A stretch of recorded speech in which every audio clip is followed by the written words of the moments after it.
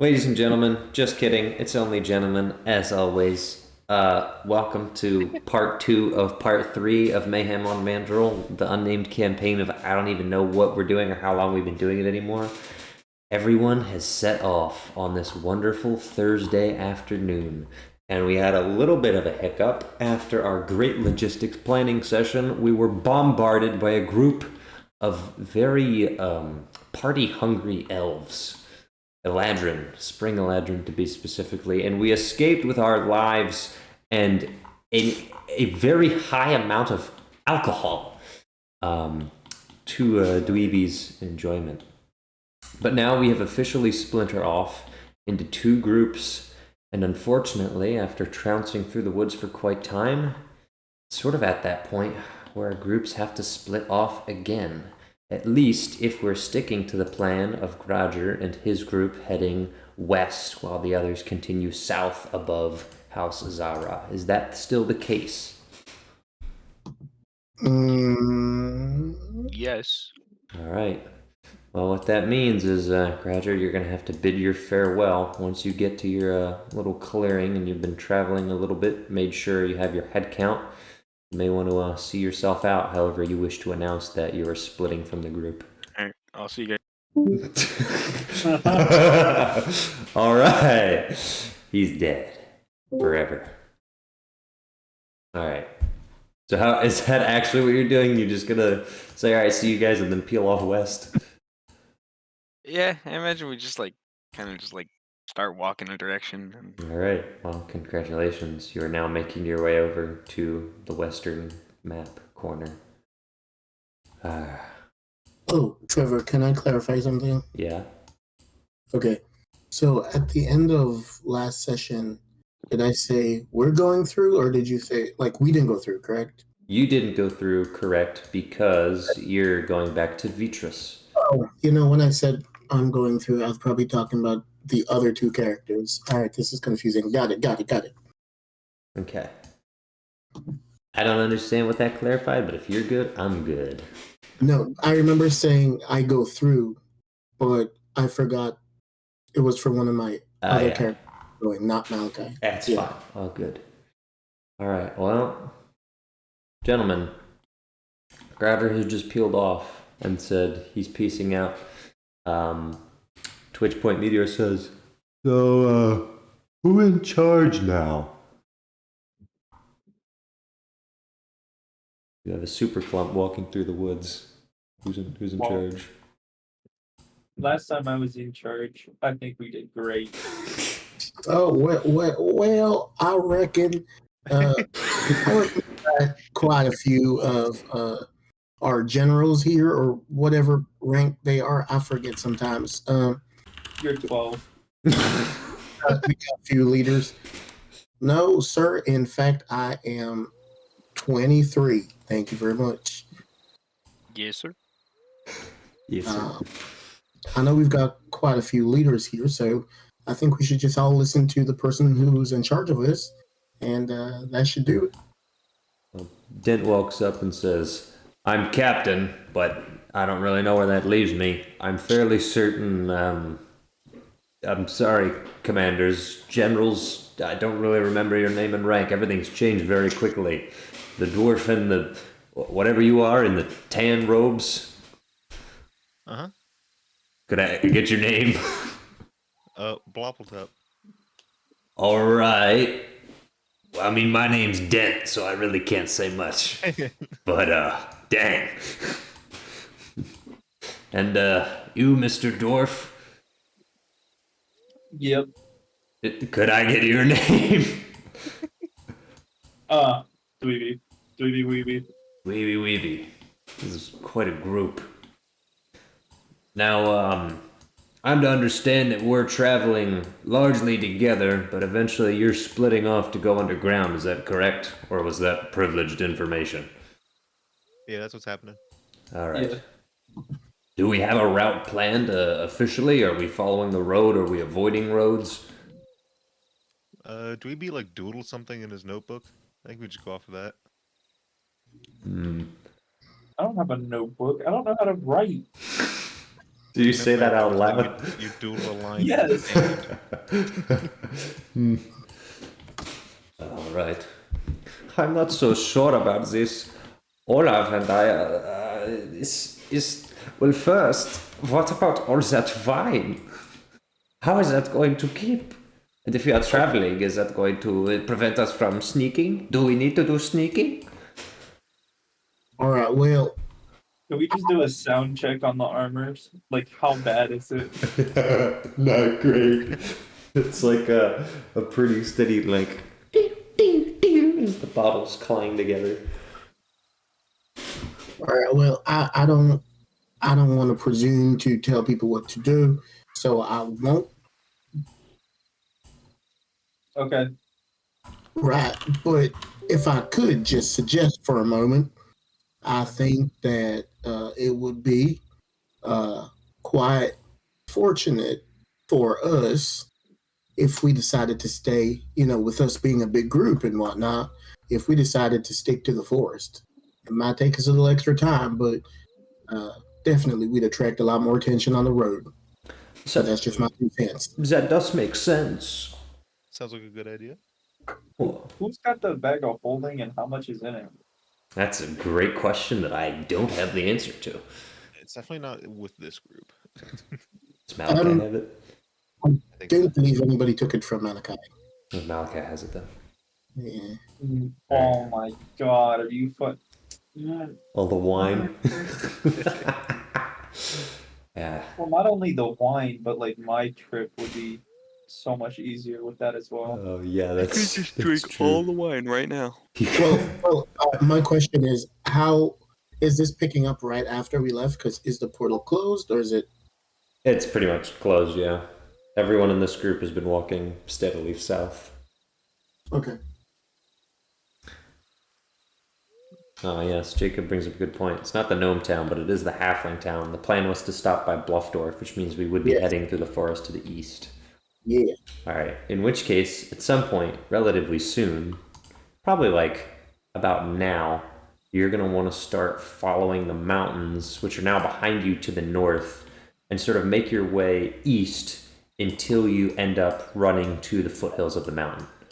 Because once that happens, you can follow that to the forest until eventually you get to some hills, and then what should happen is you'll end up Does the group have a pretty much map? by Bluffdorf.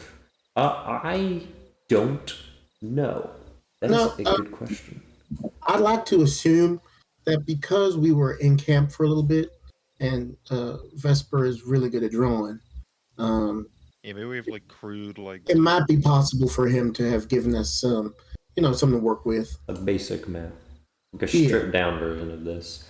I'd say. Yep. I Yeah, don't- like a Google Maps like Yeah. step by step kind of thing. Yeah. Right. Yeah, that would make sense. With like some outline of, hey, there's mountains here, Bluffdorf is here if you want to stop by, but it's all like local. And then he basically says, hey, when you get to Bluffdorf, like there should be a road allegedly. And he's like, oh, this isn't really common knowledge, and I don't know how well they'll receive you, but figure it out from there. Like this map will get you there. So based on something like that, it's about time to start heading east. And so east you head. All right. Tis, I think it's actually morning. Yeah, it is. It isn't nighttime. I need morning ambience. Woods at morning. Because I forgot it's not night anymore. Morning birds singing. Well, let's see how long it takes for me to be annoyed by this. If not at all, we can just leave it. All right. Now, I'm gonna need whoever is leading this expedition to make either an investigation or a survival check. I'll do that. All right, Bob, what's up? You said investigation or survival? Yep. 6. Okay. You are pretty sure that you know where you're going. So you begin. Yeah, I have a +5 on that. Great. Wait, so you rolled a 1? Oh no. Oh no. Where did that roll? I didn't see it come up. Oh, did I roll on the wrong character? I think I rolled on the wrong character. Hold on. I see. Whatever. That was Fart Smeller. Okay. Well, I mean, it's fine. I'm gonna trust that it was an actual 6. In which case, you kind of begin straying through the woods. Oh, actually, I have a +1 on that, so I got a 2. Okay, great. Zephyr and Dweeby, what is your passive investigation? Oh. Oh, you specifically want investigation, not. Passive investigation. All right, I'm going to say it's 11. Okay. Zephyr knows enough to know that wherever Bloppletup is going is not the right direction, since they discussed they need to be going vaguely west, and the sun is currently still in the east, and where Bloppletup is going, the sun is not behind. You need to be going vaguely east, and you're not really going where the sun is, which means you might be going the wrong way. Hey, Mr. Bloppletup. Huh? Right. I love the way you were just leading us with boldness and confidence. I admire that. But if I could, just for a moment, one of the perks of me being a little connected to the wind is that I can kind of generally know a little bit of where we're going. And I think we are specifically going the wrong way. Well, I I'll hope turn that the map helps. around. I see. Perfect. Yeah. And he goes, yeah, I had a feeling. I thought we were going east, and the sun is in the east, and we weren't going that way. So I thought that might be something to worry about, but I didn't want to be wrong. So I mean, That's why you guys are here. You know, teamwork makes. no, things absolutely. I love being a part of the team, Mr. Bloppletup, sir. And could I just say, if you ever need anybody to just, with helping us stay on track, I got you. He hands you the map. All right. Well, I'll do my best, sir. Right. Promotion. Zephyr's now leading the way, and then Olaf leans over to Atvar and whispers, "What a suck up." Can I roll a perception check to see if I heard that? You sure can, kiddo. It's one of the worst type of promotions too. More responsibility, no additional pay. Yeah. Yeah. You do not hear them. You do not hear or see them. So I love being part of such a supportive team, knowing that everybody's got my back and they're proud of me. Get a load of this guy. Now they're giggling to each other. Oh, Trevor. Yeah. I'm gonna heal Meteor on the way as we walk. Oh, that's probably a really good idea.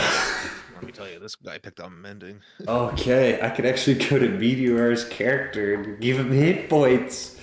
Oh my gosh, he's gonna be healed. Alright, and while you're mending him, he's gonna say, "Oh, you do what Dirk taught. Yeah. I remember. Did make everything better. My leg been weird whole time, but I not one complain. This gonna make things a lot easy. It sure will. Yeah. I'm gonna punch again. Like hard. Are we doing a lot of punching? Hopefully not. Well, no, I mean, I know I talked about how much killing and how to kill and what to kill, if to kill, but I was thinking everybody else had like sword or like a stick with a pointy. Should I have one of those? If we can find one big enough for you, sure. Oh yeah, I mean I'm gonna give Meteor one javelin. one javelin. Okay, Meteor picks up and goes, "Oh yeah, I see you throw these. I don't know if I could do that. I only really know how punch, but it seemed like this better because then instead of punching thing, you can stab it from like 8 feet away and it can't hurt you so good." Cause I remember when I was forward legion with Kingy and I had to punch everything, I got stepped on and it hurt bad. But with this I can like It's like a He's like, dwarf-sized javelin. Yeah. I don't think so. I think it's a normal javelin. It's like a toothpick. All Are right. you able to melee with a javelin? Yes, you are. Kind of. Oh, well, perfect. Yeah. So, That's how I say it. Meteor is going to start practicing thrusting with his javelin, and then he's going to ask Dweeby, so wait, I can't swing it because it. Well, I couldn't swing it. How I use this? You can poke or throw. Did you demonstrate the poking motion? With a wine bottle, yeah. He's just like plastered on red wine and he sticks it Reaches in. into the armor, takes out a white bottle, smashes it against the armor. Yeah, It just has poke a or broken throw. bottle of good. It's Alright. like a stabbing motion. No, I still have like 4 javelins or something. don't Alright. I? Yeah, Yeah, probably. The real thing. but you're plastered on wine now. It's the cannon. Well, Meteor's gonna say, oh, so what if I do this? And he starts swinging it like a baseball bat and almost hits you. I'm gonna let it hit me. You're gonna let it hit you? I'm gonna let it hit me. You take 7 bludgeoning damage. It's kind of goaded like that, though. And then he smacks you. And you go, oh, sorry. Are you okay, Davis? Ow. Well, yeah, that'll do it. Oh, that's good if you're okay, but it still hurt it, then I do that to the bad guy. Yeah. Alright. Meteor is now very, very ready. He used his javelin as a baseball bat. And I just unplugged my headphones by accidentally yanking them You out. can make one of them. Right, they're back. Alright. They'll Well, never know what we said. we're now Well, peacefully walking through the woods, just checking in, although I don't think Jacob can talk yet. Does Detroit have anything, any thoughts on his mind that he'd like to verbalize? no. Alright. So, He's typing campaign chat. Oh, he is? Okay, yeah. Those two go to the lower upward, but yeah, that's what happened. or all bet. Am I? Yeah, you are. Well, you can kind of. You just let me know if Light McKay has anything to Light McSay. But. Alright, checking back in with Grandeur, who is also walking through the woods but in a different direction.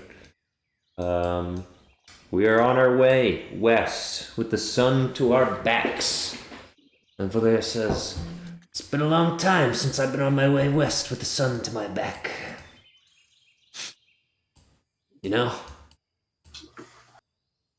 Wait. Yeah, No, yeah. I don't get it. You Yeah, never, that's weird. never do much traveling, smart fella? Why are you saying his full name? 'Cause it's funny. His government name. It's government. Hello? Yeah, you back now? Yeah, I was having Okay. issues. I see. So anyway, Valeria says, you never do much traveling there, fella? No, I don't do much traveling. Well, I think that'll probably change. We're gonna have a lot of walking to do on this mission. The advantage I have is wings, but that's almost more tiring sometimes. Yeah. So, what exactly is our first stop? That's a good question. Should we figure that out, like, now? You I pull gotta... up my map. Okay, that makes sense. It's upside down. That also makes sense. Oh my gosh, it's really small. Alright, Valeria's gonna ask, I think Vesper told me something about, like, an objective list. Did he give that to you? Yeah, I'm like looking in my pocket. Alright, you do in fact find a list that Vesper gave you. And it was a pretty basic bullet list of things that he wants you to do. apparently there's a secret passage into the de Lumiere house. He probably asked Malachi about that at some point, or probably Malik actually told him about that. You don't have much information on it, but it allegedly used to be a passage that was used by the family and is fairly long and could be a good entry point. Yes? Okay, told Vesper. Because Okay. Malik was young to know about it. Okay, right. He also wants you to figure out what the heck the army is doing. Just keep a general eye on Xerxes, figure out if there's standard patrols, and then see if you can actually get key information from Castle Lucine. And then probably another objective that isn't on here that probably would be on here, which Valer will bring up, is say, hey, what about that dragon? I heard a lot of talk about a dragon. You guys actually fight a dragon? Dragons, yeah. Did you I've never win? seen a dragon before. Well, Because I what heard your like definition of win is. you didn't kill it, did you? No. But you killed the I'm other one. Still alive. I Yeah, was well, there. Yeah, I am the greatest. I warrior. saw the. Well, no. Apparently, Parts destroyed it with the javelin and got promoted by Malik like instantly. I was instrumental in that. I showed him where to kill it. Roll for deception. Deception. Got a 9. He got an 18. He goes, yeah, bullshit. Well, teach his own. Uh huh. I mean, I'm not knocking you, man, but. I fell off a cliff. All right. Claire says, is that Siobhan- something that we need to worry about? I mean, probably not. Siobhan had something. Yes. Siobhan was just gonna quietly go up to Grajer Okay. and My kidney. kind of gonna whisper, I know it's not related to the mission, but maybe if we had some time, you could tell me a little bit about your time on the Kyril Plateau. I don't know if it's public knowledge, but I think I heard you mention it to the jerk over there. I'm just gonna blankly stare and then go. Sure. Okay, I'm sorry. I'm sorry. I shouldn't have asked. And she's just gonna run to the back. Blair's immediately gonna go, the heck's her deal? It's nothing important right now. What, does she have a crush on you? What? I'll take that as a no. Or a maybe. Siobhan doesn't say anything, but she's giving Valer a death glare. Yeah, teenagers, man. I mean, I can't say much. I wasn't really a great role model. I was her age. What? What? All right. Writing down in my notebook now how do birds work. And upon that, we're going to just switch back to the Feywild, which I should get a different set of ambience. It's 3 guns. 3 guns. They're just shooting constantly. Elven Tree City. But is there crappy music? Because if there's crappy music, I don't want it. It is by Elven Michael gun. Guffey Studios. I can trust him. He's the greatest warrior. All right. Kind of. Oh, I hear it. Okay, just a little bit. All right. Meanwhile, we are walking through the Feywild. Malachi and Dry are leading the way, followed by Ray and Raven, Fartsmella, and Armor B. All right. I kind of hesitated on Fart Smeller's name there. Yeah. Wonder why. Would we know specifically where Vitrus's place is? You have a pretty good idea of where you're going, but it's not a gimme. So survival or investigation. All right. This is all writing on you, Malachi. Can Drya help me? She could give you advantage. Okay, there we go. and you begin discussing. And she says, well, I know I met you at the south section, although you are further south than me. I certainly know where that was, but I don't exactly know where you came from. If we just... You got how much? 17? 13. 13, okay. It takes a little bit of discussion, and it comes to a point where you guys have to stop, and Rain and Raven kind of look at each other a little bit concerned. And, well, you guys begin talking. Dry says, well, I'm fairly certain I can take you to where we met, but from there it would be up to you to remember how exactly you got through into the, I guess, whatever we would call that realm. The one with the golden berries and the vines and the weird cliff sides. I do remember, where you met us, just outside of that cave. We walked for a little bit. Yes, they were the displacer beasts. Yes, and we also saw, it was not too far from where Santa Corn's place was. And before that, there was a river, and we crossed a bridge that I believe had some sort of either a troll or a goblin. Well, let me ask, if we can get to the bridge, will you be all right from there? What do you mean, will I be all right from there? Are you? Well, I wasn't that far south, too. I'm sorry. Yes. So you can remember how to get to his property from the bridge? Yes. I assume you're going to make me do a history check or something? Maybe. Okay. Depends how confident actually are you, Malachi? Do a history check to so you can answer that question honestly. Oh, jeez. I'm not quite confident. Oh dear. Well, let's worry about getting to the bridge first, and then from there we'll see. Would it help if I describe some of what I remember? And I know that Rain is an excellent tracker, and Raven might be a little bit familiar with the Feywild somewhat. Raven says, yes, I can't be of much assistance. I'm familiar in concept, but I haven't really spent time here outside of the past 48 hours. Or 72 hours, however long it's been. And Rain, whose voice I don't remember what I did, says, yeah. Well, I'm a tracker, so...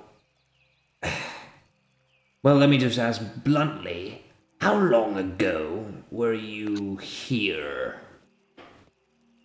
By all accounts, probably about 4 days ago. That's a little difficult. I've tracked things 2 days behind, maybe 3. Did you really leave any substantial marks? Any trails? Breadcrumbs, metaphorically? We fought with... you know what? There was a poop stick.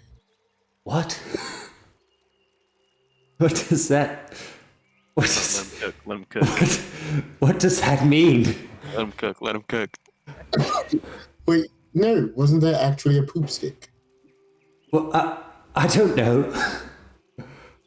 I'm sorry, I'm saying that as me. Sorry. There was a poop stick, correct? Was there a poop stick? Brendan, you had a poop stick. It wasn't like a poop stick. That was the. It was a the zap magic- stick that the Zap troll or stick, whatever was keeping in a certain area in his loincloth. Yeah, okay. He did not leave that behind. He did not leave that behind. Okay. Okay. I thought maybe it was worth a shot. Okay. No, I don't recall very much. We paid money to the troll or whatever. Troll. Ah. Well, do we at least have a way of identifying what south is? That's where we're going, right? South? Yes? And Dryas says, that is where we should be going. In terms of actually following it, there isn't exactly a sun in the Feywild, so Mouth guy have his cat with him? No, I left with Malik. yep. Malik is feeding it like well, I don't know what's the popular cat food brand. Meow mix. Meow Mix, yeah. Malik is feeding it Meow Mix on the daily and groaning every time he has to do it. To be training him too, so Yeah. let me know what kind of roles I need to do for that. So this is a gun. Get the cat to shoot. I'd be down for that. Alright. Well, on our 13, we're just gonna have to pick a direction that we think is right and go there and see where it leads us. So, after quite a bit of walking, the good news is Jiraiya is kind of guiding you along what she recalls. The scenery does change from very tall birch trees to slightly shorter trees. They thin out, and eventually the terrain gets a little bit more jagged, and cliff sides appear in the distance. So it's almost like a angry god or a bored god was just kind of throwing rocks down, and they just landed in a pattern. And then grass started sprouting up all in between every crevasse. And this is looking a lot more like the terrain that you recall you were in when the Displacer Beasts were lording over this territory, but also where you met Santacorn / the Unicorn. Can I make a check from there or no? A history check? Mm-hmm. Yeah, you can. Okay.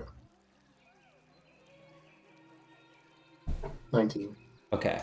The terrain you absolutely remember. Like this is the biome that you were at. You don't know how big it is, and you don't recognize any of the specific cliffs or structures yet. But you're also not really on the inside, quote unquote. So one of the difficulties of this terrain is that looking back, you were really in a valley. Where there were sort of half cavernous valley walls on your left and right. And there were times where the valley was fairly wide, but there was never a point where you were on top looking in. So what you actually are going to need to do to be able to retrace your steps is find an area where you can step down back into the valley, and then you can navigate it from there. The one difficulty is it may be a little bit maze-like down there. So once you descend the crags and are actually in it, getting out is probably going to be a lot harder than getting in. So you are scanning with Jiraiya before you just pick a spot to descend to see if you can find a path that looks familiar, and in the meantime, you're just following it south. Now it gets to an unfortunate point where the valley kind of shifts over from running south to running east. And it becomes apparent that either you're going to have to continue following it but not drop down, or drop down and cross. You're just worried because you're fairly certain that you need to go further west. And right now, your options are heading east or cutting across the valley itself. So let me draw something to give you maybe a bit of a better picture of what I'm talking about. You end up basically following a cliff wall that curves.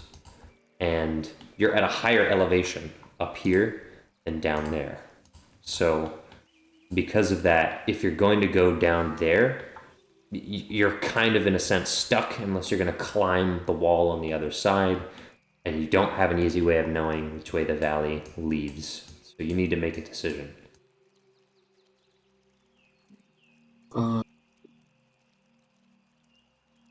But you said I kind of recall at least this place.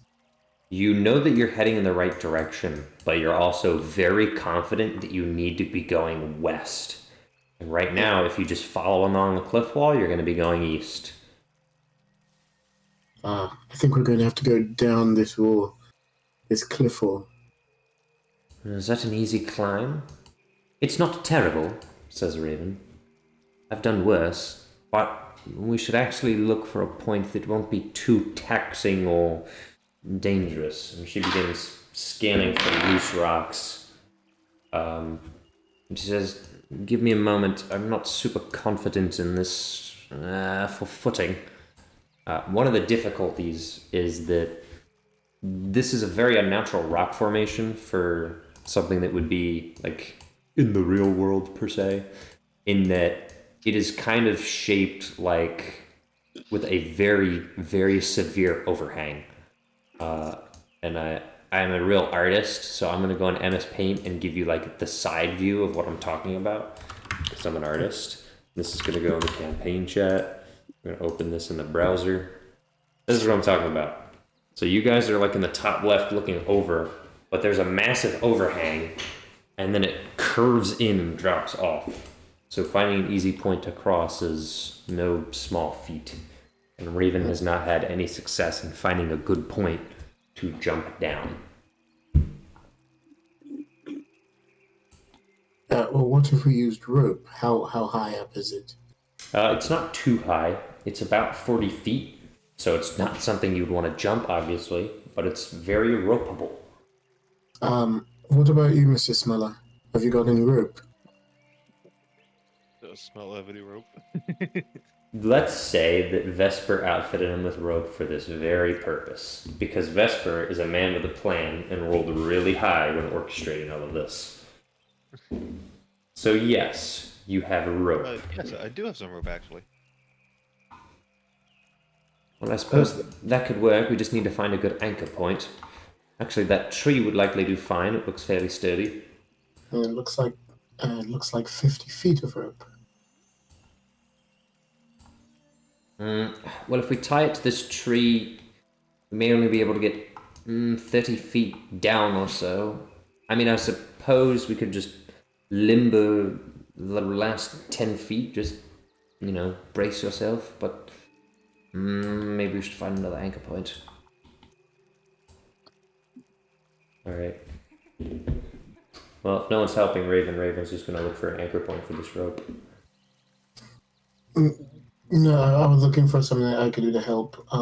You could give Raven advantage. That would be great. Sure. Excellent, because I rolled terribly.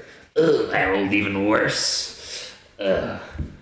Raven comes back and says, honestly, sir, I'm not really seeing a good place to anchor the rope. We may just need to head further east or back north to find a better point to descend.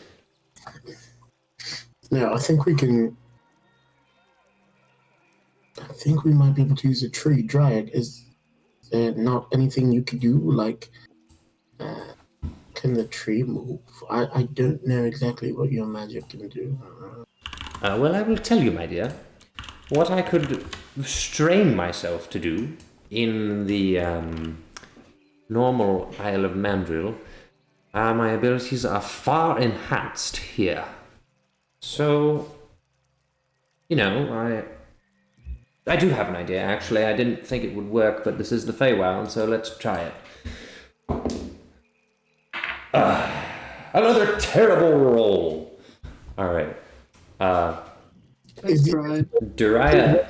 Is what she's doing magic based? Yes. Like, is her magic like arcane based or druid based?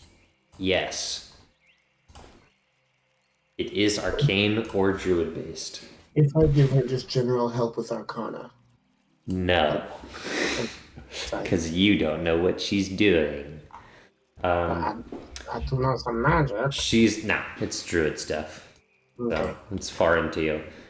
She's attempting to get the tree to grow and shift and move, and to some extent it's working, and the tree is sprouting additional branches, but she makes it clear. She says, they're not going the direction I want them to go. It's just... And eventually it kind of starts leaning over under its own weight as it naturally curves its spiral over. She's transformed this tree to be about 3 times its original size. The problem is the way that it's naturally arching isn't actually towards you. And she stops and says, okay, well, it's clear that my abilities are enhanced, but my skills are not. I would need to practice this. I just wanted to get the trunk over here so we could grapple it and make our way down, but...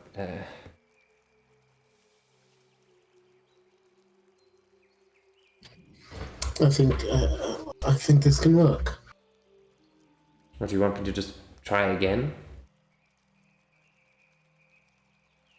unless anybody else has a better idea, I think the less time we waste, the better. And if this could help us get down quickly, we might as well. Well, sir, I'm fairly certain I could get down another way. I'm going to look for an alternative while she's doing that. And Raven scours off north. Okay. Alright. And Rain is just chilling. Okay. Well, Raven is unsuccessful yet again. And this time, Dariah is going to attempt to refocus herself, breathe in slowly, close her eyes, and now cast a slightly different spell. And she begins making the tree sort of dance. And so the trunk begins sort of horizontally oscillating in a sine wave, very slowly at first, and then a little bit faster. And eventually the feet of the trunk and the roots start popping out and walking like little tentacles as it uproots the earth around it and inches its way closer and closer to the cliff until eventually it slows down its dance, replants itself as some of the dirt settles. And now you have a fairly stable tree trunk to climb down. Sweet. I'm gonna give her a kiss on the cheek and say, "Fantastic, darling." She blushes. And then start climbing. All right. All right, folks, let's keep moving. All right. Rain goes to grab Raven. All right, and the armor is the armor's going to attempt to climb, and it's just going to fall off flat on its back, just making a slamming sound into the dirt, and then just raise its thumb and give a little thumbs up, and then pluck itself out of the dirt. So there is now an armor-shaped dent in all of the grass there. The rest of you are able to get down totally fine. Oh yeah. All right. So, the good news is, Malachi, now that you're in the valley, this looks familiar. Now you're in a place where you can start evaluating whether you've been here before. Now you're going to take a gamble, and based on what you recall, you saw a branch in the path earlier on. So you're actually going to backtrack, head a little bit further north, because that's going to let you go southwest, which is the direction you think you need to head. So you begin heading there, and hopefully that will bring you closer to your destination. All right, excuse me. All right, jumping back. Guess I can't really. Is Jacob here now? I don't know, is he? All right, that means I can do what I'm about to do. Ow. All right, Vesper. Oh no, bug's No, back. no, Game's bug. over. No bug's not back yet. No bug's not back yet. All right, Vesper. You wake up. It's a lovely morning. You're kind of still exhausted. Terrible feeling. No, you pulled that all-nighter, so you're kind of exhausted and manic. You've been trying to get your sleep back in. It's about like 11 or 12 or something, midday. It's kind of hard to evaluate the time, but you get a pretty good survey. It didn't have perfect timing. That is true. Thank goodness you do. Now, you very strategically decided that you're going to camp your primary tent next to the cooks and their supplies, as well as a large section of the main camp. And one of your primary to-dos is getting that food situation under control. So after finishing your nap, what is it that you would like to do? Right. Have we been able to take stock yet? Do we have numbers? You can go interrogate the guy that you told to give that to you. And All right. I'm gonna go find out who that is. It's probably gonna be someone funny. We're gonna say that you told Kane Costa to get you a report through his chain of command. Kane Costa. All right. Now, you have a photographic memory or something, right? Yeah. Okay. You know exactly where Kane Costa is bunked. So you're gonna look around, see if you see him, and if not, you're gonna head straight for his bunk. And lo and behold, you open the tent, and he is fast asleep at like 12 p.m. I'm rude. And he doesn't have an excuse. He didn't even pull an all-nighter. Okay. So What a guy. What a fella. what are you doing? Is there anyone else in the tent with him? There are two gentlemen playing cards, and that would be an Arakakra named Shalom May and a human whose name you do not know. All right. I'm just gonna ask them. Is there a reason he's resting at this time of day? Not entirely sure. This is Shalom, the Arakakra, who's looks very much like what's his name? Valer. Shalom says, "He just kind of crashed. I think it actually might have been something he ate. He found these berries, and I told him not to eat them because they looked weird. Not the golden ones. These were dark purple, and the juice was like black. And well, yeah, I thought it was a bad idea."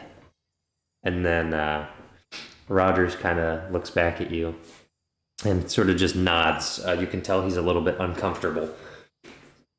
What is your passive insight? Or Insight is 20. your passive insight is 20? Yes. They're hiding something. Interesting. Are they are they like gambling when they're not? Is it against the rules to gamble or something? Nope, it is not. Okay. And even from your past investigation, they're playing like Shanghai Rummy. And they got no bets on the table. They're just playing cards. They My passive ate 5 investigation children. is only 12, but Well, all right, well, Yummy. you can probably still tell that Rogers is uncomfortable. Shalom gave you a pretty rock solid answer. Rogers hasn't really addressed you. He's just kind of turned his back and nodded and wants to get back to his card game and looks uncomfortable. I'm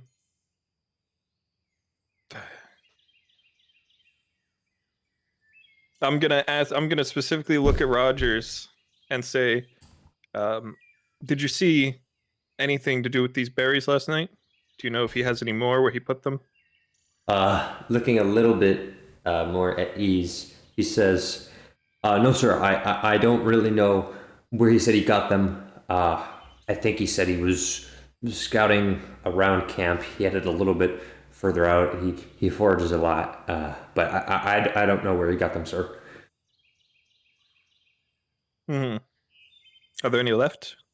I think so, sir. He has a satchel, and then he sort of reaches under his bed and hands you his little, like a side satchel and says, "Sir, this is what he uses when he's foraging."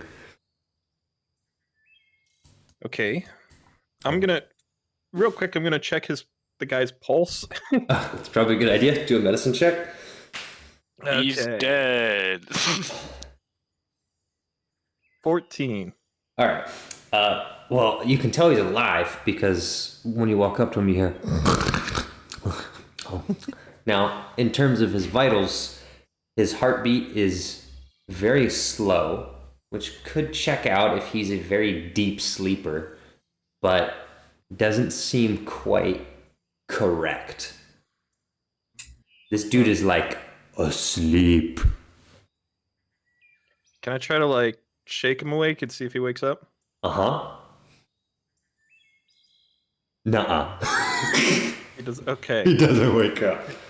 I'm gonna take these berries Yep. to the cooks.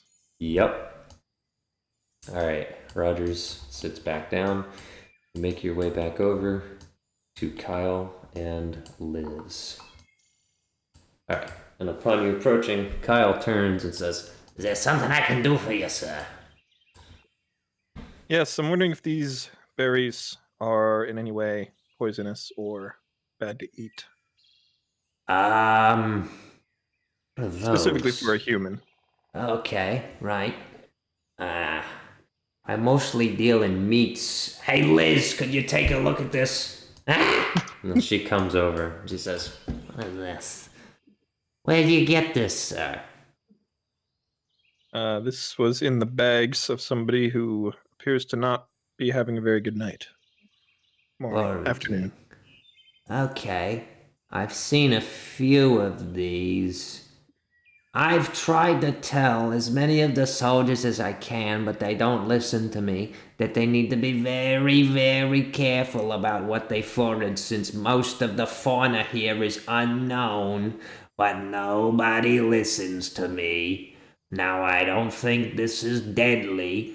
I haven't cooked with it because I don't know what it is, but I saw a few of the guys eating it, and they didn't immediately keel over and die.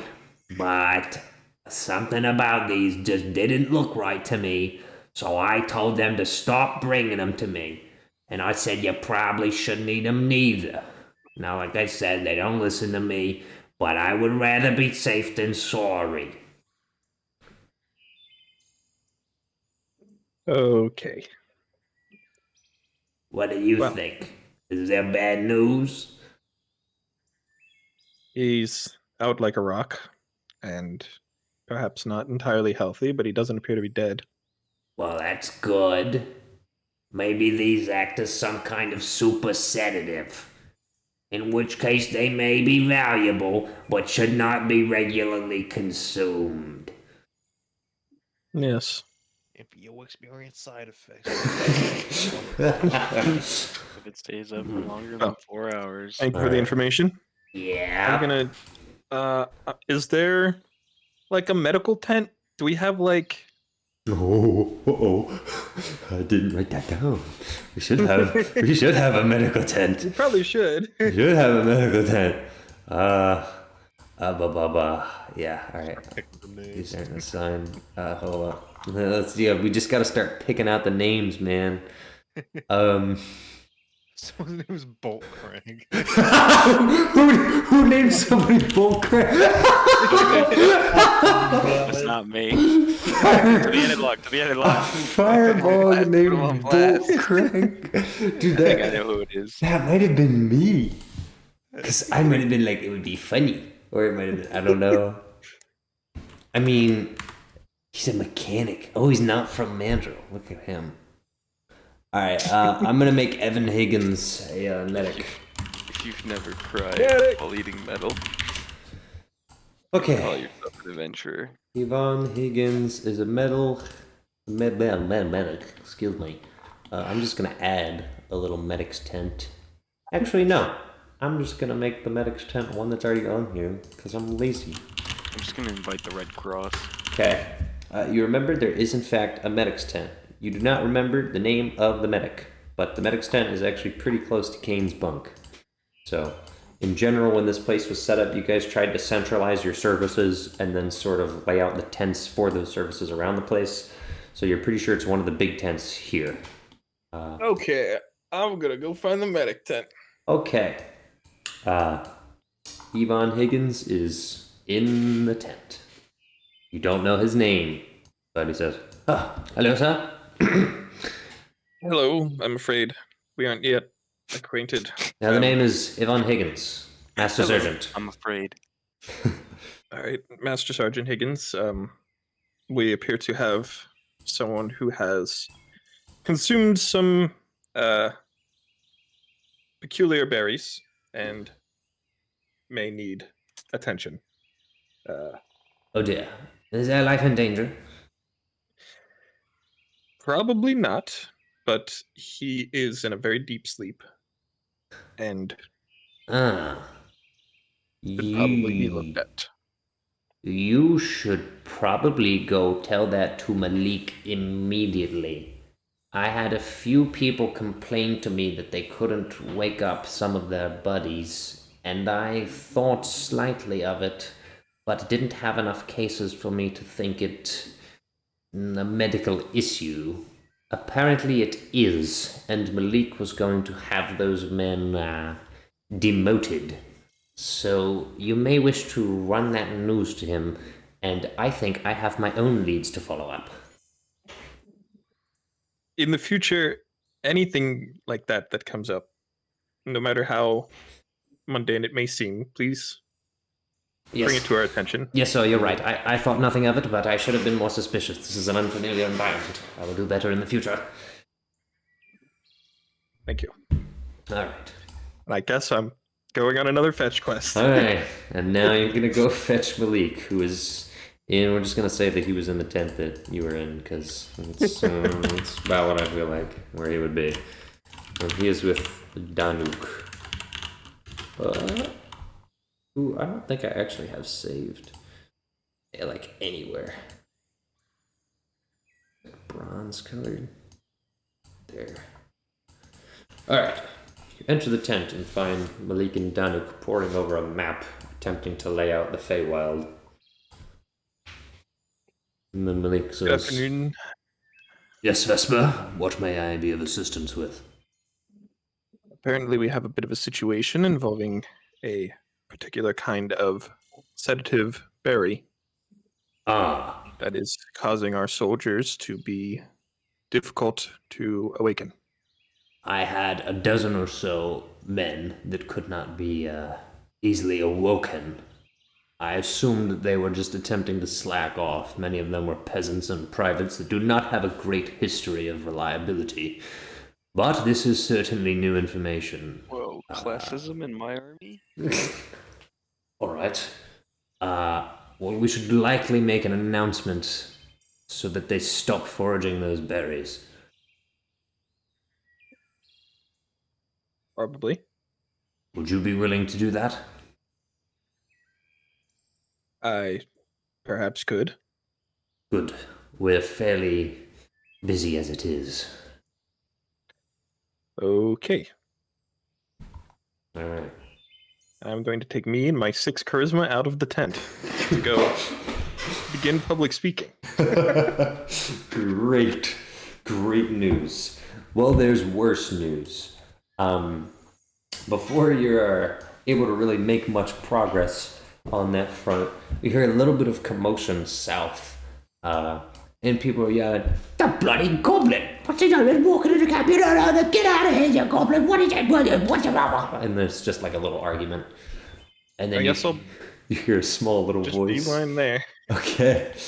You run over just south of some of the tents. You find, let's see. No. Let's go to my list of names. Ajax, Hutchinson, and Nelly. Ajax, Up on Greece. Hutchinson, and Nelly. Whoa, Nelly. Yep. And they are all very concerned about a little goblin in a pink hat and a pink robe. And Ajax turns and says, "So there's a bloody goblin in the camp." And then the goblin goes, "I'm not here to hurt you. I'm a friend of me and you. Yes." It's like the Really count. I don't know. I'm doing my best, bro. Now hold on. Why are you here? Did the Bug? the new bug saw you before, right? This person here remembers you. I'm pretty sure, right? I think so. I was there for that, probably. I think you were there for that. Yeah, I was You there. were. All right, the bug says, "It's good to see you, my bird friend. I have some news from your other friend." Okay. So apparently you need help with food, and that's something I can help you with a good attitude. just remember Okay, that was the food. first good one you've gotten so far. Yes, we're dealing with a bit of a thing right now. Well, one point of advice I have for you, don't eat these berries, they will not do. And then he pulls out the exact berry you've been having an issue with. And he says, "I found that these berries cause me to sleep, and then when I wake up, I can do nothing but weep." The weeping is not a side effect. It's just him. Yeah. Just no With your bug. passive 12 insight, you're pretty sure that he's just like bipolar. That's not an effect of the barrier. It's 20 perception, 12 investigation, 20 insight. Yeah, so you're definitely, absolutely certain that that is not a real side effect. He's just a messed up little guy. Okay. Well, I don't have time to unpack this right now, but thank you. That's actually the situation we're dealing with right now. Ah, he nods enthusiastically. So what are you doing? What can you do besides that? Well, I know all of the good things to eat, because out here there isn't much meat. So you need to do some good picking from the bush. Otherwise... His head explodes. And Ajax and Hutchinson go, oh my god! Yeah, don't worry. And then he comes back. And he goes, yes, so you have to pay attention to what you gather from the bushes, or otherwise you're going to be eating garbage and mushes. Okay, yeah, that was a good one. Yeah, golf clap. Good. Okay, and this is good for. We have a lot of humans here. Will it work for them, or is it just? It's not just goblins. Well, if Nilbog can eat it, then they can too. I don't think that's a problem, do you? Possibly. I don't know what. I mean. Well, there's only one way to find out. Unless they fall asleep and pout, like Nilbog does. That's the... And the set explodes. Out. Okay, we're gonna need to put you in like Containment. a tent that's like got a nice tarp floor that's not like we could. So the benefit is every time his head explodes, the blood pours everywhere, but then it gets slurped back into his body. Like it reforms. it's horrible. It doesn't leave a pool. Don't worry. What It just if- provides emotional damage. Yeah. What if we put like something where his head is going to reform? Would it reform around that thing? Oh, he's got big head mode. Is that something you want to find the answer to? Not at the moment. Okay. Later. All right. Okay. All right. Well, how about you go speak to our cooks? Yes, that's a good place to start, right? Yes. Also, I've been doing some thinking. What if I did most of my talking through inking? And he makes a handwriting motion. Because I'm quite tired of having my head explode. It's quite the load. What if we put him in a wood chipper? Could you? Why did you not? Have you tried that before? I don't have any paper, man. Ah! Chest explodes. It was the same emotion as like I'm Skylar White, yo. Yeah. All right, he's back. Okay. We can get you some paper and ink and such. All right, he sticks his thumb up enthusiastically. Ooh. I guess I'll get him some paper and ink All and right. stuff. So Ajax immediately walks back to Whisper and says, whoa, whoa, whoa. You know this little dude? This is normal? He's No, not at all. normal. Not at all normal, but I do know it. What the hell is it? It's like a cursed goblin thing. Oh my gosh. Is it cursed bread? What? Is it contagious, man? Yeah. No, it's not. He's not like. His head blew up like 3 times. Yeah, it's like herpes. It's a real problem in the West. You may want to go shower. I mean, you probably should. Either way. Yes, yes, sir. He runs away. All right. Okay. What a time to be alive. All right, back to Group A. Walking through the forest. Zephyr, roll for me a survival check. Zephyr. Survival. 17. All right. You know exactly where you're going. You successfully lead the group to the foothills and begin casually following it. Now, it takes quite some time to make this journey. I believe this is 100 miles, 50 miles, 25 miles. You guys go pretty much 25 miles through the woods. So 25 miles is like 3 miles an hour. Is like 8 hours. So y'all gonna have like a full day of walking before you even get to maybe where Bluffdorf is. In which case it's gonna be like 6 p.m. probably. So does anyone wanna do some talking while we're walking? Because otherwise we're walking for like 6 hours. Well, question: Are there any like either animals that we see or like fruit-bearing trees as we go? No, there are mushrooms.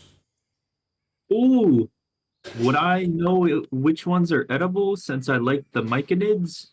Probably. Roll Can for I- me a survival check again. Uh-oh. 14. All right. Most of the mushrooms that you see are in fact edible and a great source of good hearty food when you don't have much Wait. else. Yes. Would that count as a ability check? Yeah. Do you have disadvantage? Yeah. Ugh, he's exhausted. 17, so it is 14. All right, well, Okay, that's good. So most of these are edible. There's like one specific mushroom that you know that you should never ever eat, and it's the one with a red cap and white dots.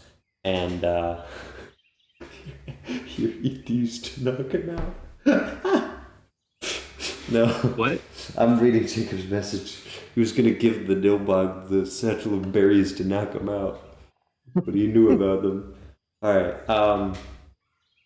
Yeah, most of these are in fact edible. There's one that you should always avoid, and it's the one with the red cap with white dots. Never eat that one. You see What a couple happens? of those. You actually just die. You will have the most vicious stomach pain. You will throw up until eventually you begin throwing up blood as your blood is poisoned. And then you'll start to lose consciousness and you will die.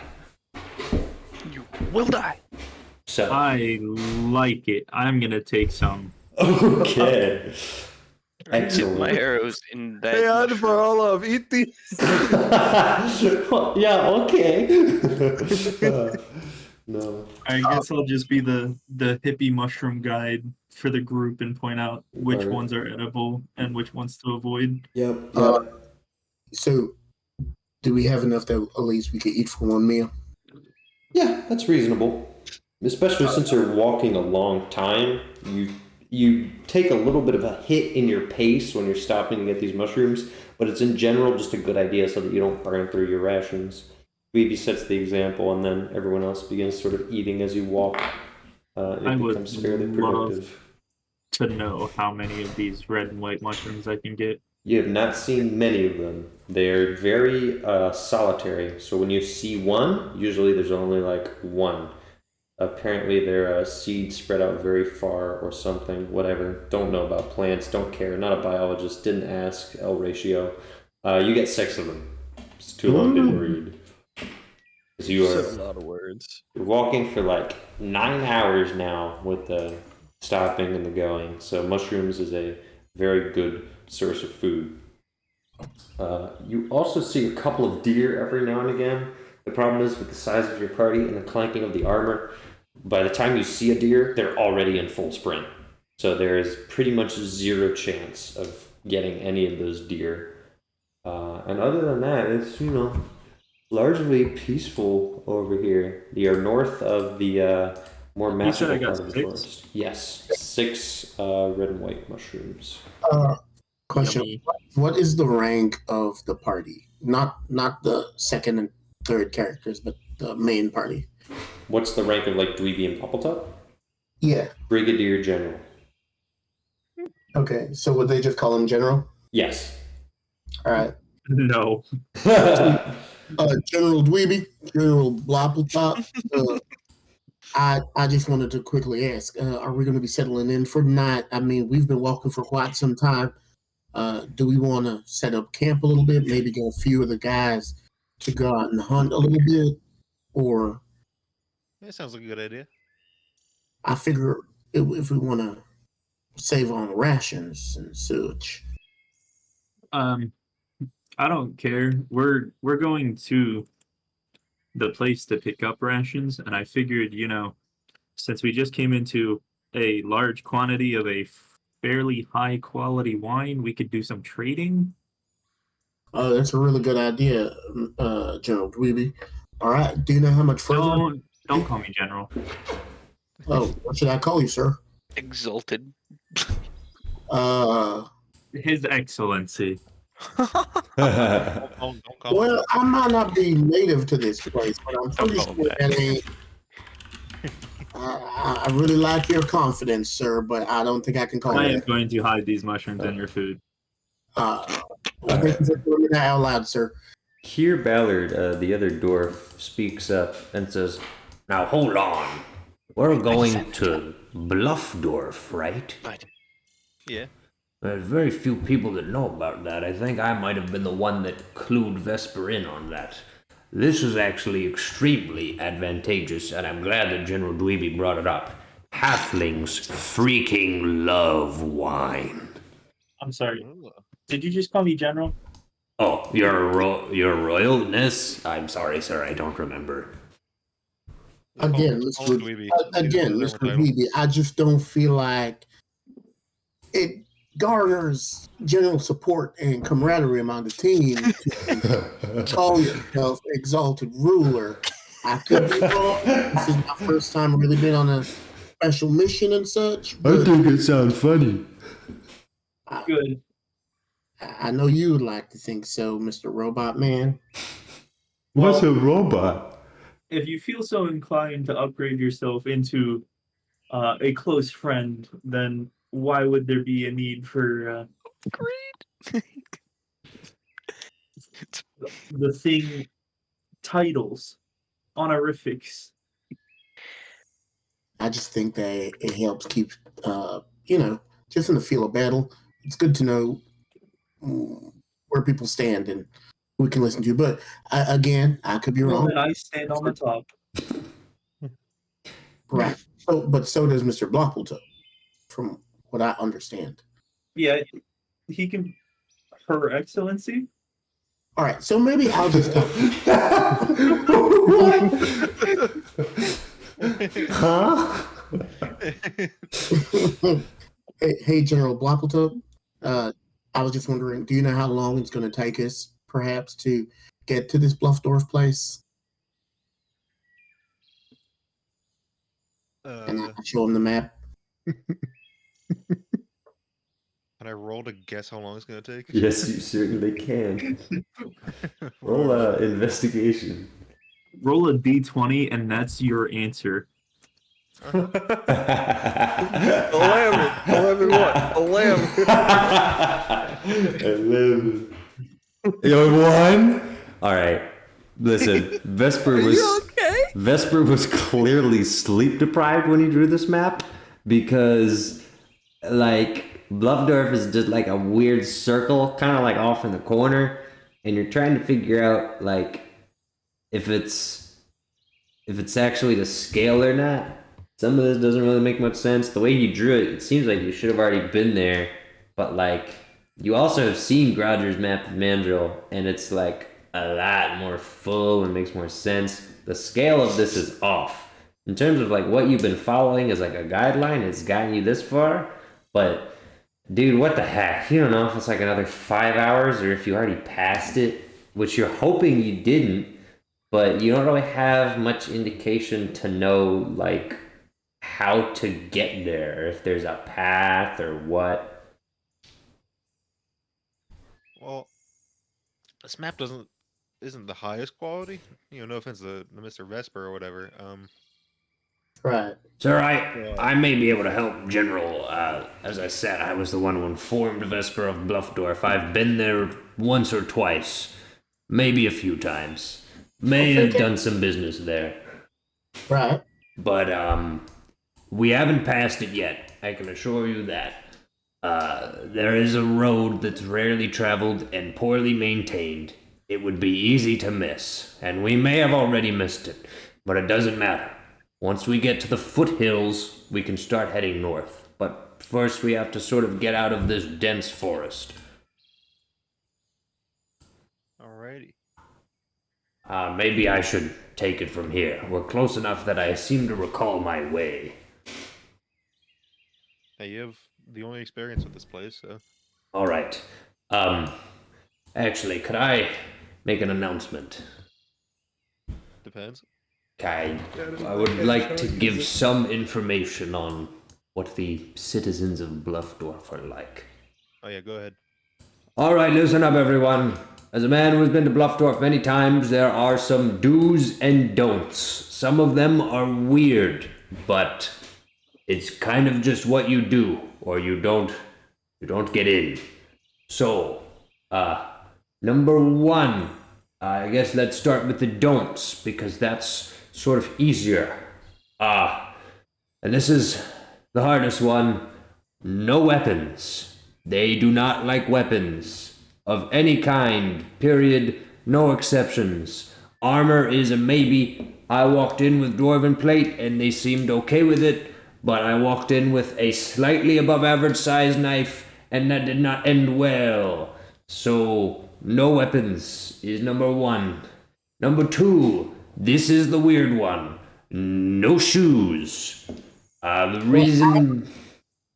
But when you say no weapons, Yeah. you mean like on your person, or do you mean like we got to leave them outside of the camp?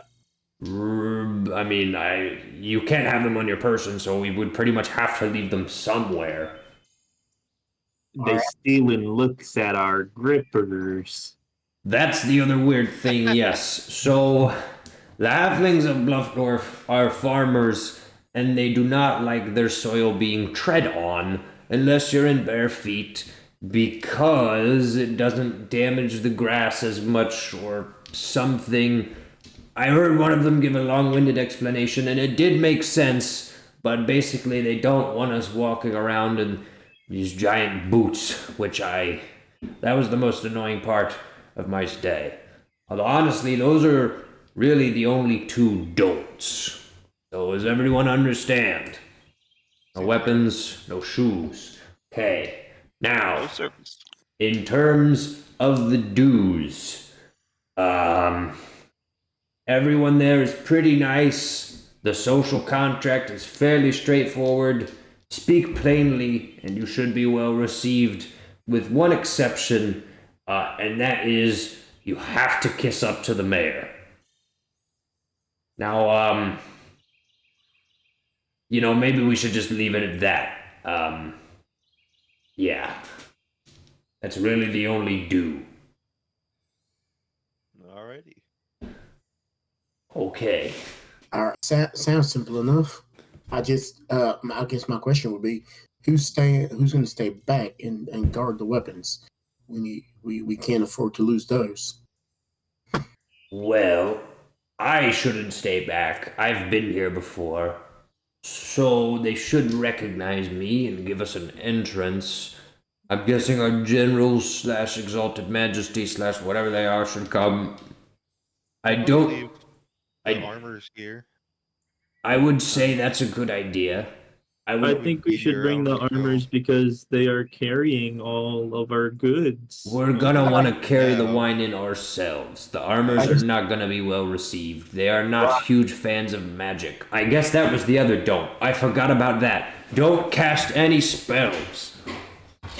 Ever. None. No spells. So I don't think we have many magic men here, but don't do it.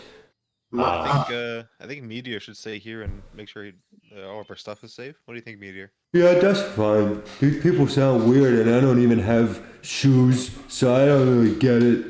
I'll just stay here. Conversely, that might be exactly why your feet would be welcome, but I see the point. Yeah, I don't know how I that think works. his feet go past the point of needing shoes. And I agree with General Bloppletup. It would probably be a very large problem for them. Also, I do not recommend that the Goliaths come. They have things against big people, which is another reason that the robot shouldn't come, or whatever he is. I heard someone use that word. I don't know what it means, but I don't know what he is, so I'm calling him a robot now. Oh, it's just a word from my language. Sorry. All right. Okay, so let me get this straight. We're carrying in 26 bottles of wine without the Goliaths, We can make a few trips. without the armor, and without Meteor. Make Olaf and Odvar carry them. What? No, that's going to be so heavy. Can Light just walk over and pick up one of the armors? Yeah. And the armor's Judge the weight of it. Yeah. Yeah, roll a strength check. What is it like? 16. It's pretty heavy. The suit itself is like 50 pounds, and the wine is like another 60, 70. It's Oh, that's 100 within some my pounds. carrying capacity. Yeah, it's not crazy. Yeah, I'm fine. All right. Well, Kier looks back at this slim fit tank and says, well, why don't we just make him carry it? Yeah. I'd rather do that. Good idea. All right. I am delegating this task to somebody else. All right. Then that means maybe we should set up camp here for now. At least establish a base. We should be close, but somebody's maybe gonna need to scout with me anyway. I don't want to lead us down the wrong path. So maybe we settle here. If someone could come with me on a scouting mission, I don't know if anyone's good at scouting, but that would be good. And then once we have a way clearly established and we know it's not going to be a problem, we can walk in. Alrighty. So, is anyone good at scouting? I delegate scouting to. What does the scouter say about his power level? Destroyer raises his hand. It's like Betty from the Lego movie, like me. All right. Kier looks at Blobbletop and says, General, I don't even know who that is. What do you bring to the table, sir? I'm a scout. Good enough. Ship him out. All right. What do you want, like the Maybe we should send draft somebody board? else too, A1? so it's not just one person.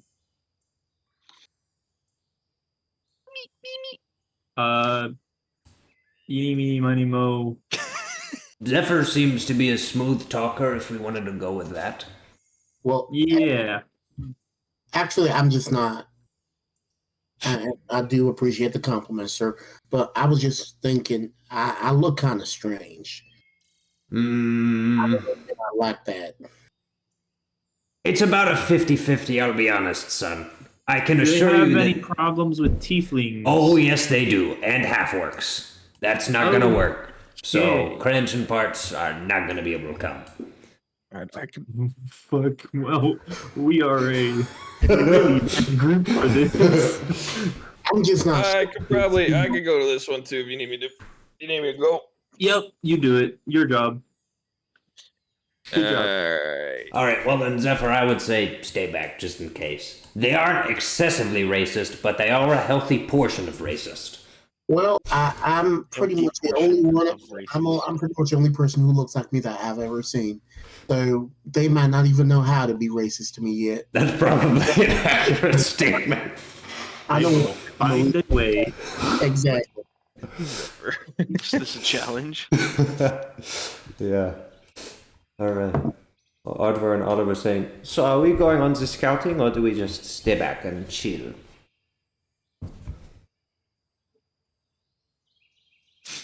Okay, fine. I guess we'll just stay here. I think we just stay here and chill. All right. And so the Not my scouts call. are I'm not being sent out. like I'm not like Yep. they're superior. All right. I need water real quick, so quick water break. I'll be back. He's peeing. I need to drink. He's peeing. Can confirm. Just I right on wanted the to floor do too, which is kind of crazy. like a New York accent, but I don't know how to do a New York accent besides like, "Hey, I'm walking here." Yeah, I know I can do that. What else? Oh, What else? wait. How do I say normal things? I don't know. Julian Hey, talks kind of I can lift this suit. That's like Italian. I guess I could do well, that. just go for a Well, jersey. that's New York. Hey, all right. Just say the word. Hey, I'll go on "A." this scouting mission. Hey, You know, I'm like a quiet guy. I know. Hey. you know, there's like the idea of like when you're doing an impression, you got like your callback phrase that like keeps you grounded.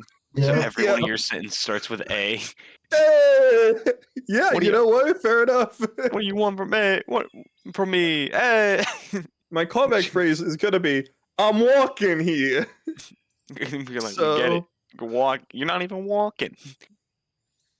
I'm walking here. I got this armor full of wine, and I'm walking with it. You know what? I wonder how many of the bottles actually did survive. I have no clue. I imagine that a lot of them They had to, were- because these armors are probably not airtight, so it'd just be leaking. I think we were explicitly moving a lot slower because of how Hey. full of stuff they are. Hey, you to not guys. break them. Do you guys want to see a magic trick? Watch it. Sure. Oh, is he like gonna walk over to? Yep. I'm here now. Look at me, guys. I'm here. It's me, John. John That's James. That's the exact thing I expected. Why are you I don't not- get it. Because it's funny. Quick, kick him from the chat. What if we just banned him? John, that was a really good impression. Thanks. Must have been working hard. All right, I'm back. Trevor, you should have been here. John did this really cool, really good impression of you. Yeah. That's interesting. Okay, so the scouting party is being sent away to scout. Zephyr's going to stay with the just garden and stuff. It's probably a good idea. All right. Also, I left my hand axes behind. Would I have needed? I have nets. Did I need to leave them behind? Probably not. All right. They're just gonna be like, "Oh, he's a fisherman." Yeah. That's I'm not like- like a. I designed an unarmed character, and the first place we go is a place where you can't have weapons. I'm in. Yeah. Yeah. All right. So, Kier begins talking, and he says, "Thank you, boys, for joining me. I'm pretty sure I know my way, but I don't want to lead everyone astray. So, I figured it was better to be safe than sorry." No bug. These characters don't even have PTSD from that event. Nilbog just like slowly infects more and more characters. Was it intentional? Nilbog's not actually a thing. It's like a hive mind. Actually, is what it Assimilates is. into creatures. Nilbog is a spirit that possesses other creatures, so that is actually accurate. Uh-oh. Nilbog is a spirit that's possessing a goblin. So, Protect yourselves. all right. Could y'all do a investigation check for me? I thought you were just gonna ask us if we could do something. Oop, I almost rolled 16? on the wrong character. I got 16. Let me switch to the other character. I'll just roll this for now, and then. Ooh. Ooh. Okay, great. 17 minus 1 for 16. All right, 16. So Kira leads you north. He's fairly confident of that now that the mountains have kind of opened up into foothills. Once the trees start thinning out, though, he's a little less confident, and he says, "Now I know that there's a beat-down path between some of these hills in the valley, but there's quite a series of hills, and I don't know which one Bluff Dwarf is on. The issue is, the city is on a hill, but it's surrounded by hills that are taller than it, so it's not like you can just climb a hill and see it unless you're on an immediately surrounding hill. And the path to the city is winding through the foothills. If we can just find a trail of the original cobblestone, we should be good. But I just don't know where it is. I mean, we could be searching for hours for all I know. If we're even like, you immediately see a path of cobblestone." Hey, look, path of cobblestone. Hey, you mean like that path there? Oh, well, yeah, that would be it. All right, Kier, we're doing good. I mean, thank you for your help, boys. that could have actually taken hours, and that would have been really annoying. Well, actually, Look at my sundial. I guess we could. Okay, well, we have two options here. There's another rule I didn't talk about, but probably applies. It's not really a rule, it's more like a guideline. It's not that visitors aren't welcome, it's that visitors are a lot for the people of Bluffdorf. So maybe we should introduce ourselves slowly. Now, we could head back and get the others and reroute here and just walk down the path. Or we could even propose waiting for morning. The city has a fairly strict curfew that we might be bordering. So maybe we just sleep in the woods for the night. I don't know if we're qualified to make these decisions. Do all of us even need to go? All right. I'm just gonna Here's a keep watching. possibility for you. Yeah. I go get the big sack, right, of the Stuff. wines and stuff. Yeah. And then when I walk into town, I say I got a lot of wine, and they'll love me. And then I'll say I got buddies too. Can I go get them? And then He's got a point. Well, maybe that bada would bing, work. bada boom. We We They call love us ourselves 'cause of the wine. salesmen. and then we introduce people through that. And Start we with the sell good. wine. I think this is the best plan, and I think you're right. If we wait till morning, we might be able to meet with the mayor, but the mayor sucks. If it's the guy that was the mayor, about 50 years ago, last time I was here, he's the worst. If it's his son, he's even worse. So maybe we should just avoid meeting with the mayor, in which case arriving at night is great. You can go to the local tavern, drop off the wine, everyone will be happy, just give it as a gift, ask if your friends can stay the night for free as a favor, they'll all get plastered, and then in the morning, we'll just leave early. The problem is that in order to actually get aid from these people, we need approval from the mayor. Now, if the people love us, we might be able to bully the mayor into helping us. Or we just try to meet with the mayor in the morning and give him the wine. This is where I feel like we're not equipped to make this decision. Maybe we should go back to the generals. Honestly, now that we found the path, I say we could just head back right away, but we also have a lot of options right now. We should mark the path. That is actually a good idea, because this may not be as easy to find. Maybe we should just clear it. A lot of the grass is overgrown. Why don't we just when he starts ripping the roots out and saying, can we just do this? Well, I mean, if this is a place that doesn't even like you wearing shoes around, I mean, are they going to be fine with you ripping up grass? I don't know. It's They've just never hedge trimming. maintained their roads well. They rarely leave Bluffdorf. So the state of the roads really tells you how receptive they are to visitors. I don't know, honestly. I don't know about this. I mean, all right. I mean, whatever. You're the expert. Start cutting grass with a knife. I left my weapons. I don't have any knives. Okay. I Well, definitely had a knife. Kier didn't take his knife off. He's got a little knife that he can stow easily, like under his belt, like between his, on his side. Just shove it under his shirt and his belly. Gotta stay safe.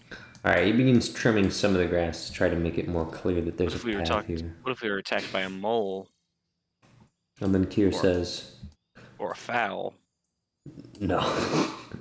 Kier says, we are out of the city limits, so if we wanted to mark trees, we could do that as well. Without too much trouble, I presume. Or two moles? Yes. What? They're dangerous. Whatever you say, buddy. I don't even think I got your name, Mr. Scout. The name's Detroit. Ah, is that your last name, or? First name's Scout. Oh. Huh. Is that like a... Hey, born for the role, huh? Is that like Yay. your parents named you that, or... Is that like a coincidence? Got it changed. I think it's convenient. Huh. All It's right. the courthouse. And what about you, Mr. Tall drink of water. My original name was Jim Snippet. Why did he call me tall drink of water? Yeah. He's flirting with you. I'm light McKay. I'm a captain, but Ah, I see. I didn't even know you outranked me. Wait a minute. Are you heading to Koroskar?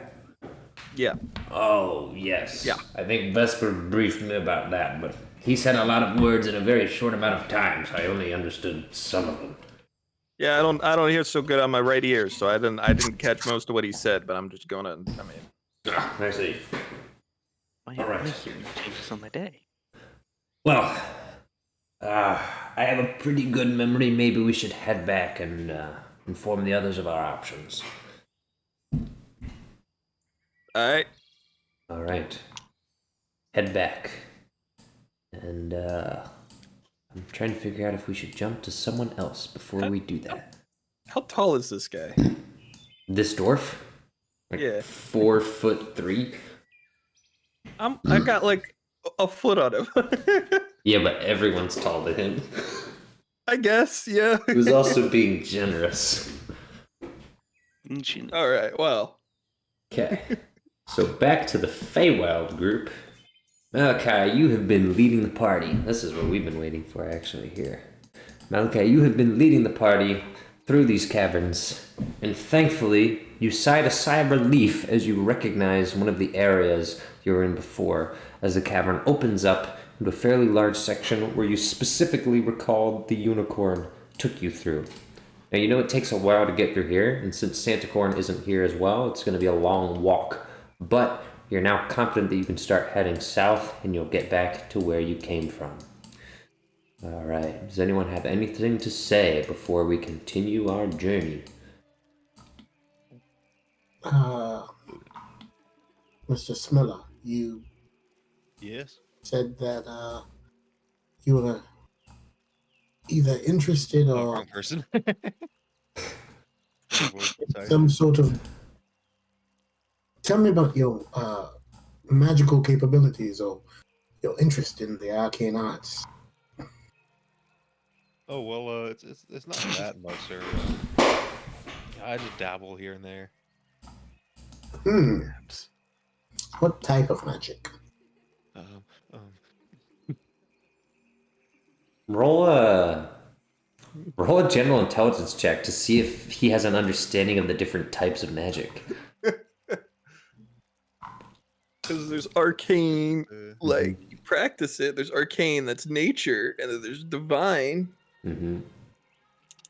What stats should I use for him? Well, what would his intelligence be if you were to make him a full character? He'd be really smart, right? Yeah. Give him an intelligence of like 18. Be generous. Make him unreasonably smart. So give yourself a +4 on this roll. 13. Okay. So you don't have a great understanding of different magic systems, but you know there are at least like 3. One of them's the wizard type, where you study and you learn and then you can do it through practice. Another you're born with, and others you get from the gods. There might be more, but that's your simplified understanding of it. Which one of those are you? Wizard type. Okay. Then that would be, you don't really know what the word for it is, but you know that the stuff you've looked into is practiced magic. So. Well, you said practice the magic? Mm-hmm. Well, I mostly just, it's like practice magic. I learned some stuff here and there. Well, I suppose that's some sort of wizardry. I'm not a wizard particularly myself, but I did attend a magic school at some point. That's why I have my own book where I keep some of the spells that I find. Perhaps I could teach you some as we go along. Oh, that'd be awesome, sir. Yes. My father is a wizard, says Raven. I seem to recall that there's a good deal of overlap between the knowledge of sorcerers and that of wizards, but even if they cast some of the same spells, the means by which they do it are very different. My father always looked down on sorcerers, said that they were born with a gift that he had to earn. And, Yes. yes. You know, I've encountered people who have looked down on sorcerers as well. I just think that we're doing the exact same thing, but we interact with the magic differently. So you learn all of the a wizard perhaps would learn all of the commands and the words to make the magic work, whereas I think mine is more of a feeling, and it sort of is like the strands of magic all around us respond to my emotions. Does that make sense? Yes, that actually makes a lot of sense. My father always wanted me to be a wizard like him, but I always found myself in the woods with a bow. And that's what made sense to me. That's what made me feel magic. I don't know if that makes sense to you, but It absolutely does. yes. It does. Very. Make a passive insight check or an active insight check, Malachi. Okay. Insight. 16. She may be a ranger or a druid. Oh, wow. So when she's talking about intuiting her abilities, she really means it. She's alluding to the fact that she can do some things. We got the whoops all spellcasters party over here. That's crazy. Raven, Yes. when Dariah used her magic earlier, oh no, you had left. Perhaps you should talk to her a bit. Well, Maybe we could help you in some way. I'm a little curious, if you don't mind me asking. You're a dryad, aren't you? Yes, I am. Weren't the dryads created by the elves? Yes and no. The dryads certainly existed in a form before the elves came along, but the elves accelerated their evolution. From what I understand, the dryads were more primitive creatures, not really feminine or masculine, and not so aware of their own abilities. And the elves helped refine them and gave them an identity in more ways than one, until eventually they sort of became their own species in the Feywild, of course. It's all that enabled really all of this to happen. And then Raven interrupts and says, yes, my father would tell me stories of these rituals the old Eladrin would perform to enhance the...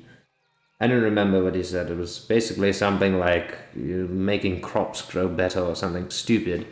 But then they found out that what they were doing was much more versatile than they had once thought, and they began to create their own variants of... And then Dryad finishes her sentence, life.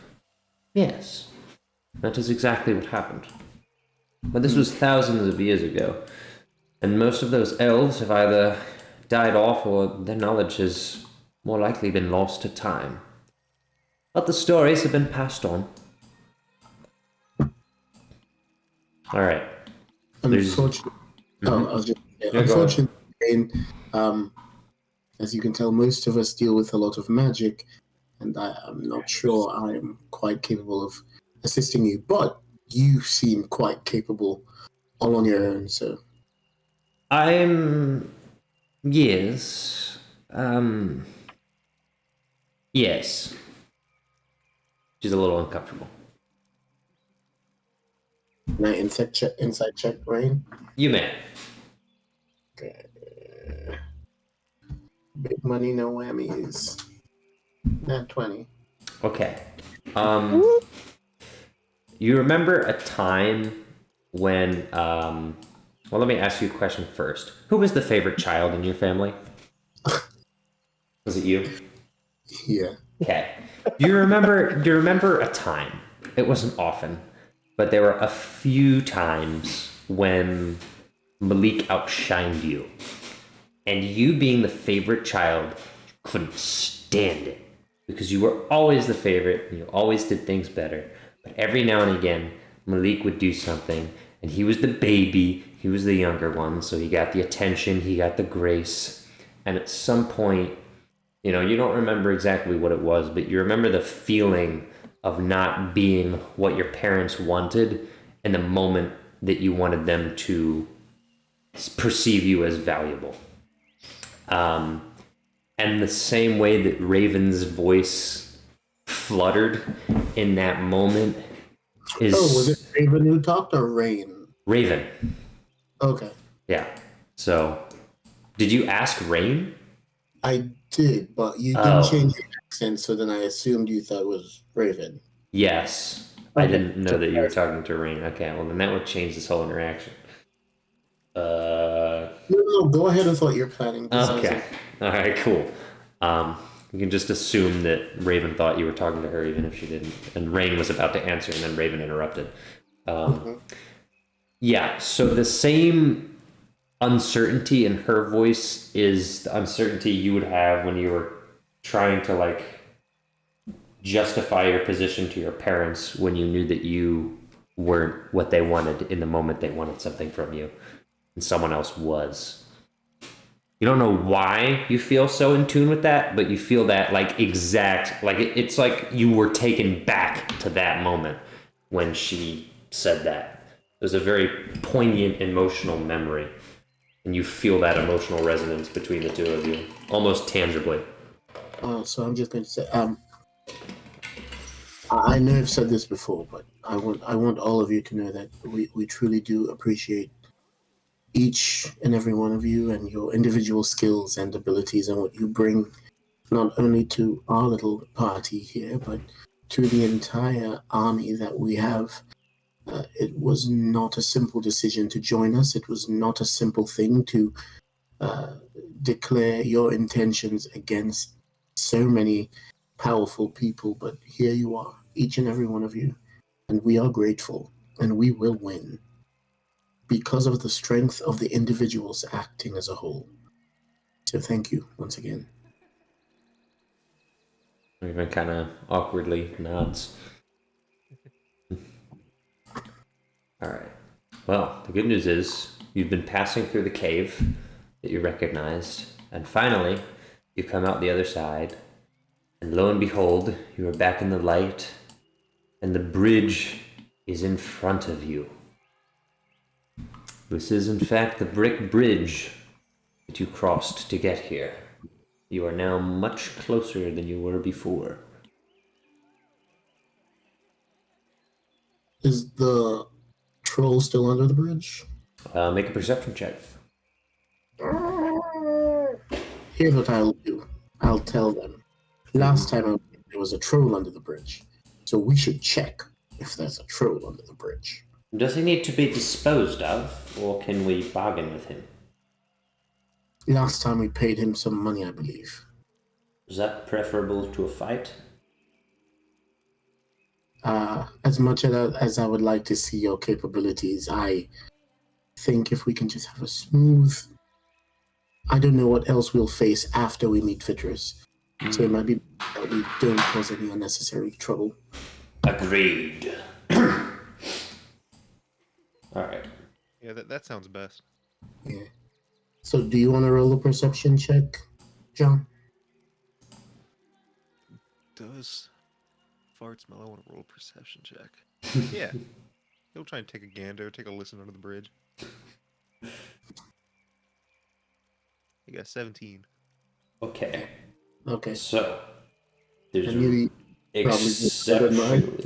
exceptionally good news. You cannot see the troll. There's something better. You can hear...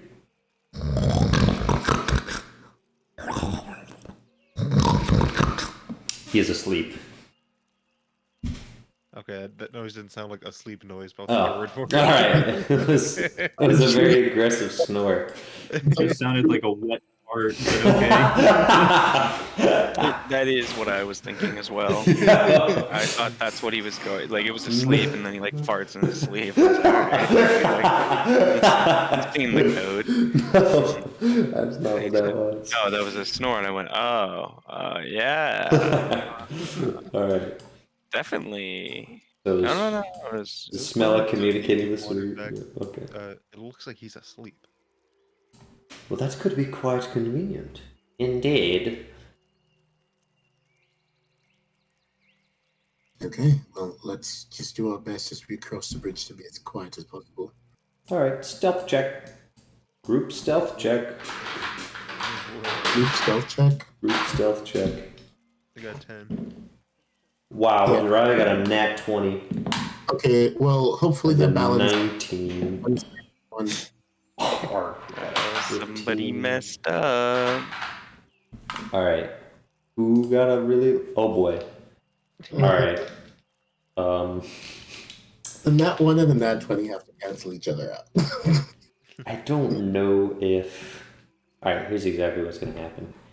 Everyone is walking perfectly quietly, and Jiraiya, as you're walking up, whispers to you, I may have something that could help us. And then Malachi is about to step on a loose brick, and Jiraiya immediately stops him and instinctively casts Pass Without Trace, which immediately adds a +10 to everyone's stealth rolls, which gives you an 11. Well, a 12. A 12, sure. Mm-hmm. Now, she's not super hopeful that the 12 is going to do it. Are you all sticking together in a group then? Yeah. Do I know the general direction where the troll is? Because He's probably like right under in the middle of the bridge. That's where he was last time. can I cast minor illusion there and just have like a gentle lullaby being played by a violin? I feel like that's a bad idea. Okay. Okay. I'll allow it. You made things work. Make a performance roll because you hear a. Make a performance roll. 20. Okay. And I'm gonna counter that with an insight. All right. Can you sing me the lullaby, please? Lullaby. Oh my gosh. That's not a 20. That's a 5. That's a 5. That's a 1.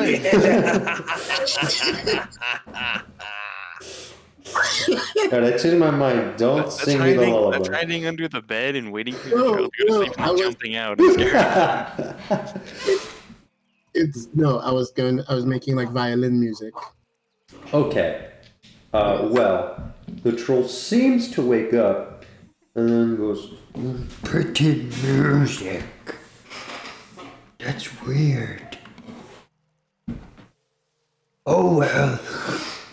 Reroll your stealth. Oh Lord. Okay, that's better. Okay, 17. it was barely enough, but you did it. Alright. The Well, troll with the- seems a little bit on edge, but the music calms him down. And he's gonna make an intelligence check and completely botch it and go, music in my head. And then he's gonna sort of lull himself back to sleep in the middle of the day. He was up till 3 a.m. playing Warhammer, so, you know. Of course. Anyway. Alright. Tabletop, of course. Yes, he has his painted figurines under the bridge. And he goes, I just finished painting them yesterday. I also have a 40k group. Alright. I was thinking on the magic there. That's exactly what I meant with magic, just sort of reacting to my emotions. Sometimes I just, when I get in trouble, it almost acts quicker than I can think. And to be honest, my love, I didn't know that I could do whatever I just did. I just panicked. And really wanted us to be way quieter. And well, that seemed to work. Well, whatever you did, I'm grateful. Yes. Magic is much more potent here, that is for sure. Yeah, definitely. Alright. Now, in terms Can of I- where you are. Towards minor illusion. I mean, not immediately, of course, but Can you do can what? try- I could try to teach Fartsmell a minor illusion. Oh, yeah. It's a cantrip and it's very basic. Yes, you could do that. Okay. So I'll begin the process of like kind of teaching him. While you walk. Yeah, as we go. Okay, cool. Well, for me, you don't have the instruction skill. I think I gave that to Kingy. It is magic. Can I do Arcana? Yeah, roll Arcana. And then Bloppletup, roll Arcana. Yep. Fart smell. It's a 5. All right, Bloppletup, you now need to roll a 15 or higher. Wait, why are you Bloppletup? No, Fartsmella. What's the modifier of that? Intelligence. Okay. He has an intelligence of like 4, Alright. so or 18, so it should be a +4. 14. Okay. Unfortunately, you felt like you were pretty close to understanding it, but when Malachi's describing it, you heard him say, like, you just gotta feel it, like 5 times. And you were like, that doesn't make any sense. That's stupid. Right? That's thanks, right? So you felt like you were really close to getting it, but you did not. Like, I gave him a few technical instructions that were helpful, but Yeah. most of it was like, and then he'd just be like, zoom. And it just happens. It's like you have to feel it. Fart's like nodding his head like, yeah, I get it, but he doesn't get it. Yeah. Don't worry, we can keep working on it. Don't worry. Now, it was really close, so it's not like you're that far off. You feel like you understand most of it, but there's a key element that you're missing.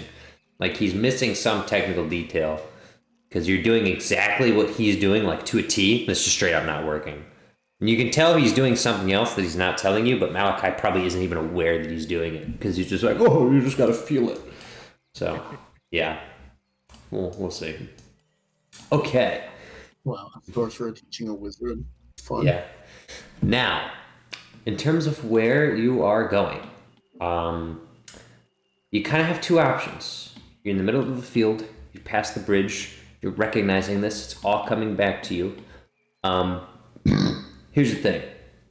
There's 2 ramps along the cliff, one to the northeast and one to your south. And you're trying to remember which one you came down. And a large section up ahead of these cliffs is the crags, which is where you recall where the Raven lives. So, what exactly would you like to do? You have 2 choices of path. I would like to take 5 minutes and cast Sending. Okay. Go ahead and just set up camp for 5 minutes. We're just gonna chill. And who are you sending to? Vitris. Okay. All right. Hello, Vitris. As I promised, I'm coming to see you. There are 2 ramps. Which one must I take? 2 ramps? Boy, I know nothing of 2 ramps. If you are north of here, that is the Raven's territory. I despise him. Good luck. I look forward to seeing you. That was not helpful, but at least he's in a good mood. He said if we were coming from the north, that is the Ravens' territory. So I assume we're going south? Well, there is a cliffside that we could follow to our south. Who is What are we- who is the Raven? You're not talking about me. Oh, no, Raven. There's an actual gigantic Raven who we may have kind of made an enemy of, possibly because we joined forces with an another elf earlier, and apparently we just trusted her, and she was not to be trusted. Huh. Yeah. So you had quite the adventure while we were walking with your wife. Um, And then Jiraiya turns and looks at you like she hasn't heard any of this. all I tried to do was to broker peace between two warring factions. That's all it was, my love. She means nothing to me. Literally, I don't even remember her name.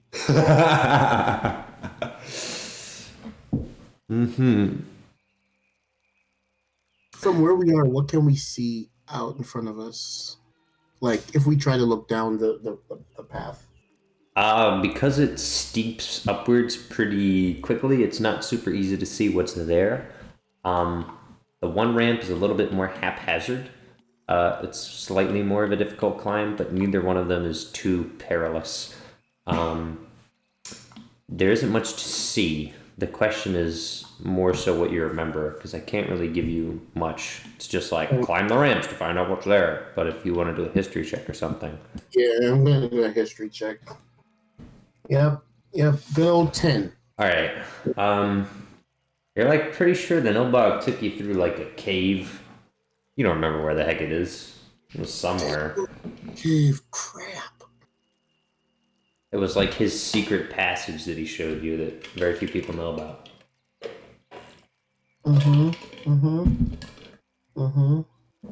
Okay.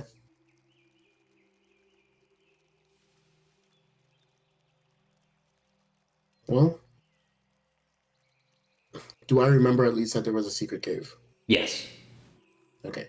So I'm going to tell all of them, last time we came here, the Nilbog took us through a secret cave. I'm not quite sure where it is. If we find it, it will lead us directly just about where we want to go. Was the Nilbog that horrid little goblin that stumbled on us in the woods? Absolutely. Ugh. He's not as bad as he may seem, truthfully. In fact, if we'd listened to him in the first place, we probably wouldn't have enemies in the Feywild. I thought you only sort of kind of maybe had enemies. Sort of, kind of, maybe. Yes. Well, so where exactly are we going to find this cave?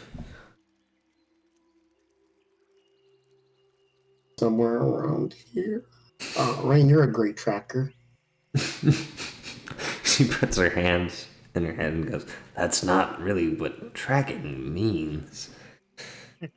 Like... Yeah, I imagine. Okay. Well, how about we just eeny, meeny, miny, mow it? What are our options? The north path or the south path? Anyone have a coin to flip? I'm gonna take out a gold piece. And North for heads, south for tails? -1 gold piece from your inventory. no. If I'm gonna lose money, Malachi's absolutely not doing it. Not gonna lose money. Alright. Flip the coin. Can I roll something for it? Because you know I don't got cash. roll a d4. If it's a 1 or a 2, it's heads. If it's a 3 or 4, it's tails. Heads is north, tails is south. Well, it's actually, if it's a 1 or a 2, it's heads. If it's a 3, it's a tails. And if it's 4, it's funny. It's a funny different option. What? Alright, what do you get? Let's see. 2. Alright, that's heads. That's north. Oh Lord, I think that's expressly where we're not supposed to go. But you don't know that. Alright. Well, Suddenly, I know that. Rain says north it is. Alright. Yes. Let's do it. Curious. Alright, you begin making your way north. Up a ramp, looking out for a secret cave entrance. Roll for me a perception check while you're walking. Smello, you want to roll 1 too? 12. Nothing.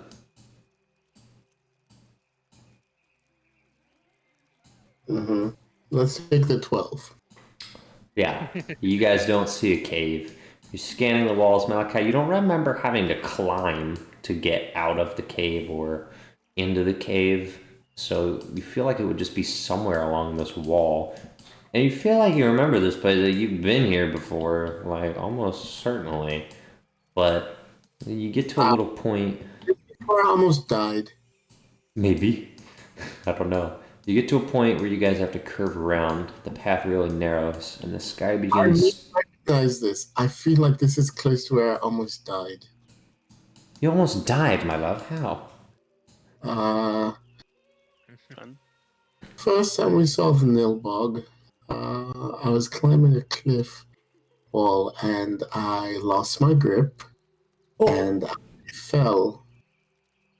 But then I managed to, and I'm going to whisper this to her, fly to safety. I didn't know that was a thing you could do. He's so dreamy. All right. You guys have to make your way through an uncomfortably tighter and tighter section of rock. You haven't found a cave, so you're not really certain about this. Are you continuing forward? Yep. Okay. Do it as the coin dictates. All right. Well, the crags narrow, and the sky begins to darken, and Oh no. and eventually, We did. We all died. it begins to rain, and I thought that was like firecrackers for some reason. no. Maybe I can find this. This ambient sucks. I'm sorry. No. Maybe this. Yes, this is better. There's rain all around the stones that are now falling from the cliff sides to your left and right, and through the narrow spots in the crags between where you're walking. We're out in the elements, correct? Yes, you're a little bit sheltered because the walls around you have grown very tall, and now they're on both sides of you. And Rain is just managing to squeeze her way through this section because it's very tight. You don't remember having to do anything like this. No, I expressly do not. I am using shape water just to keep water off of Dryad. Okay, cool. What a hero. Yeah, it's not super comfortable, and it's a pretty long walk. Huh? Do I get husband points? Yes, you certainly do. Yes. So it eventually gets to the point where things open up. You've been walking for a while, and you haven't had a great feeling in the pit of your stomach. It gets to the point where it opens up, and Rain stops you behind her, and she kneels down and to your face says, "You said there's a giant freaking bird that's your enemy?" I'm pretty sure we just walked into its nest. I said kind of, sort of, maybe. Okay. Here's the thing. Case means definitely yes, absolutely. Shh. Don't forget we kind of gave it the Quiet. Kinda. If we haven't been seen already, it might be alright. This is definitely a den. Up ahead, I've seen not feathers, but claw marks where giant freaking birds have perched. I'm 90% certain that if I scaled one of these walls, I would find a nest on it. So, we're about to enter this guy's house. This bird, is it intelligent?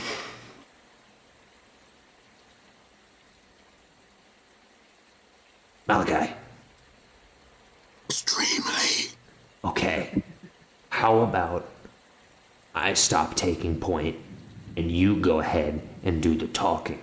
If it's not your enemy, maybe you're the best person. I mean, does this thing like visitors?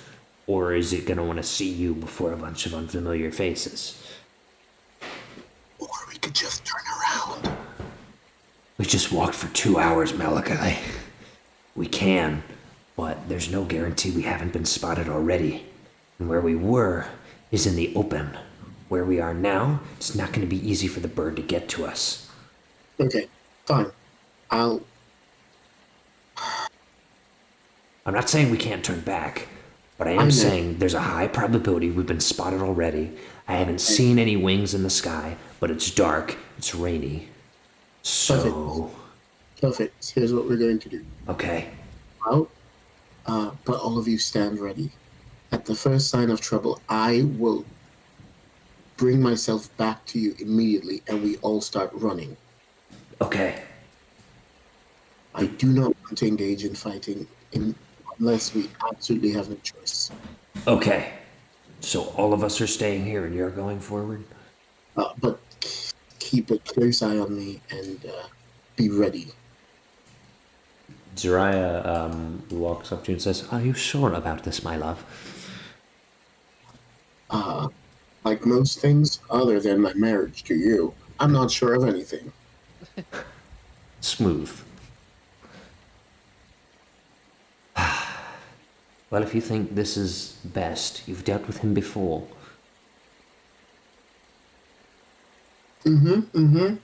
Yep, that I did. Yep. Okay, well, blessings and good favor upon you. Yeah. Return safely. Alright, you headed out, little guy?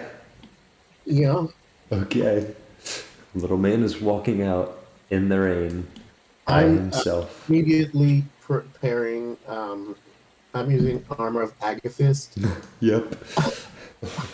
at the third level. Of course you are. I'll do that second level. Alright. Well, you get an uncomfortable feeling. You walk forward, you haven't seen or heard anything yet. There's quite a bit of bird poop, giant bird poop on the floor of this cavern that you're in. It's clear that this is not really where they live. At the bottom of the crags, they perch on the top of the crags and have their homes around there. So this is a den, which there are also many bones. Many bones. Birds, of course, are not usually carnivorous, but it's clear that some of these, if not all of them, are. Fairly substantial carcasses can be found here. Do you recognize any of the carcasses? Yeah, well, you can make an investigation check for me. I hope she ain't dead. Oh, she's dead. Yep, not one. You don't recognize most of these bones. I mean, some of them might be human. It's not like you haven't found you haven't found a human skull. You haven't found many skulls anyway. There's a couple ones that are obviously not human ribs. They're like some kind of animal. There's some kind of animal skull. You don't know what it is. For all you know, some of these bones are human, but you really don't have a good way of identifying them, and you're also not too keen on investigating them in some sense because it's gross and it doesn't smell great down here. It does not. So, as you walk forward, eventually a bolt of lightning strikes behind you. You hear the thunder afterwards, but you saw a flash of light, and you see a very large bird looming on top of a peak, and then you hear the lightning fade in afterwards. You don't know if that's the bird, but it is a bird. Does it see me? You don't really know.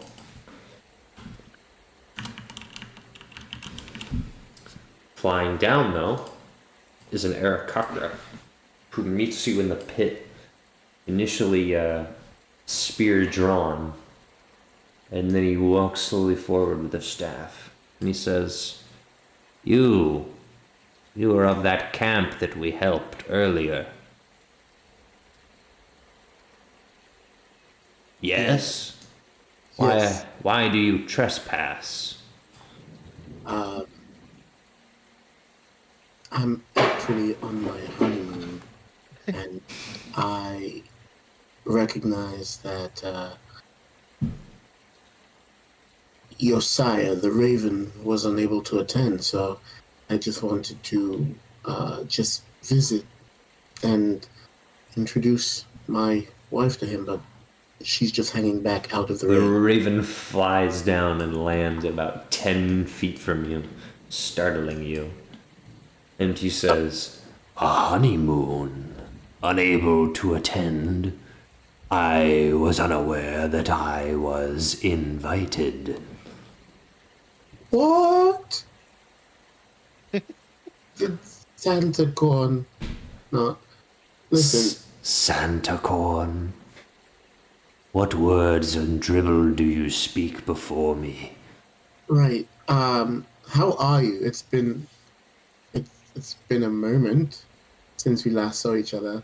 Only a moment. I did not expect to see you so soon, nor even again.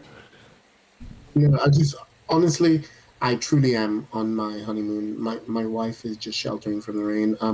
But beyond that, I just wanted to apologize about. Let us not talk in the pit with the muck. Come up to my perch. It is not fitting that we discuss down with the dregs. and then he moves to pick you up. Do you resist? Do you resist? You are not my mom. You are not my dad. Are you dodging? Stranger What are you danger. doing? You gotta make a quick instant reaction. Are you dodging? I'm being received. This was more of a mental scream. Okay. All Can I right. roll a performance check to see if Yes. okay. Yes. That's why I'm doing this to myself. All right. But The it's going to drop. raven. 18. All right. He seems unfazed. The raven scoops you up, drops you up on a crag, and sits back in his nest. The other aircopter is on the other side of the cliff, watching you in the rain.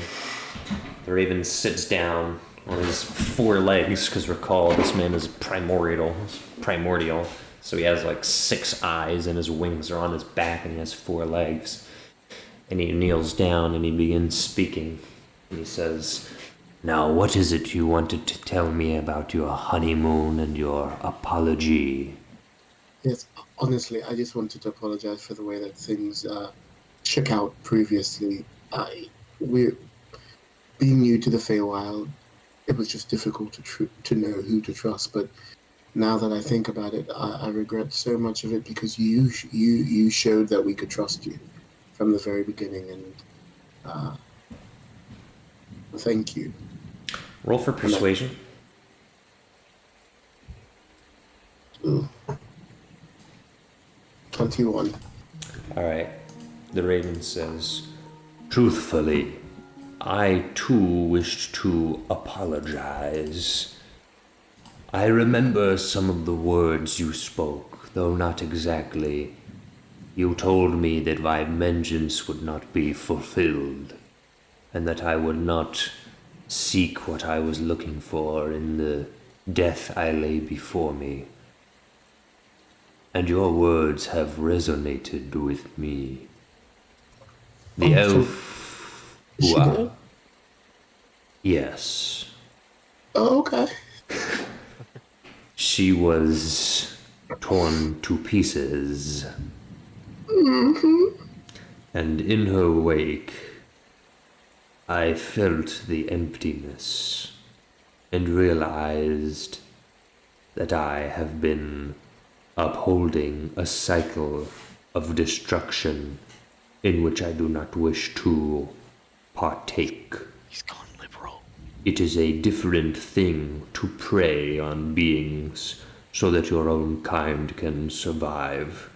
To hunt is not the same as to torture and to seek retribution in your own power. At first, I So thought that when I felt the emptiness upon her death, it was simply because my job was incomplete, and that she was only a symbol of the true power I needed to destroy. But I have come to realize that if I find her death unfulfilling, how much more unfulfilling will the deaths of thousands be upon my conscience. I no longer wish to seek destruction. I let my emotions run and did not keep them in check. I am a much wiser bird than I gave myself credit for. I do not say that out of arrogance, but I say that I have been gifted a mind by whatever gods created me, and I have neglected to use it. And I will be much more careful not to neglect it in the future. Okay. Am I about 120 feet from where Dry and the others are? Yeah, you're within that. Can I use message and ask Yeah. them to come over? Yep. All right. And I'm going to say to the Raven, well, I'm glad. I'm glad that despite all of this, you were able to learn that lesson. Truthfully, it tells me that I was right in my original assessment of you. And as such, I would like to, well, simply put, my people are in a war. And the war is not here in the Feywild. And so it should not cause any trouble to you. But I would like to count you among my friends. No. Not that I want you to fight in our war. No, I would not endanger you or your people. You've been through enough. But while my camp and my friends were here in the Feywild, I would like to propose that we are able to work together and help each other while we're here. If that is amenable to you. That is amenable. And then I pull out a contract. In the rain. No, I'm joking. Yeah. Can I shake like a talon of his or something? Yeah, you can outstretch his hand, and he'll outstretch the tip of his wing and bring it over his head from his back and let you shake it. Yeah. Yeah. All right. And he says, My eyes have told me you have brought your friends. Is one of these your beloved? Yes, the green one. The Dryad. Yes. Yes. And like you, she shares history with the elves. he looks, it's very difficult to get a read on this guy. He doesn't exactly tell emotions as he does a normal person, but he lets out a sort of low-pitched growl, which at first you think is anger. What is your passive insight? I think it's 11. All right, you might want to roll an active insight check to figure out what that's all about.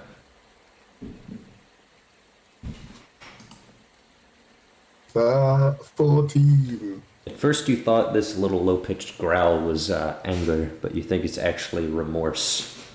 And the raven says under his breath, I have killed many of her kind in my false quest for vengeance.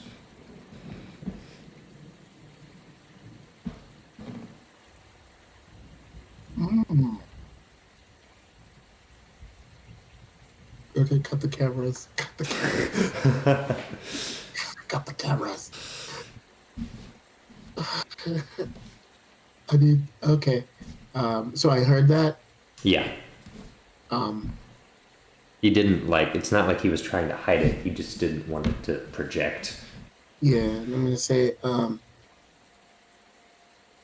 I wouldn't lead with that. But I also know that that was before you changed. And I believe that you've changed. But please have patience with my wife because this may not be easy for her to receive. I would be willing to pay what is the word I seek? Retribution? I do not think if that is correct. competition. Reparations. Reparations. I throw up the black power face. Those are the Aarakocra around him, like. Yeah. He's an ally. Reparations, sire. Reparations. Ally. I would be willing to pay reparations should she require my service. Well, that is generous of you, and thank you. Do not tell her why I shall aid her. Simply say that we have a. Meet them. I'm beckoning for them to come over and. Uh-oh, I didn't want to open that. There, I don't know. Hold up. Okay, they're still currently all in the pit. Do you want them up here? Would that be all right with you, Mr. Raven? Yes, I shall have some others fetch them. Alright, now here's something interesting. There's like actual big ravens that are not the primordial raven. Oops.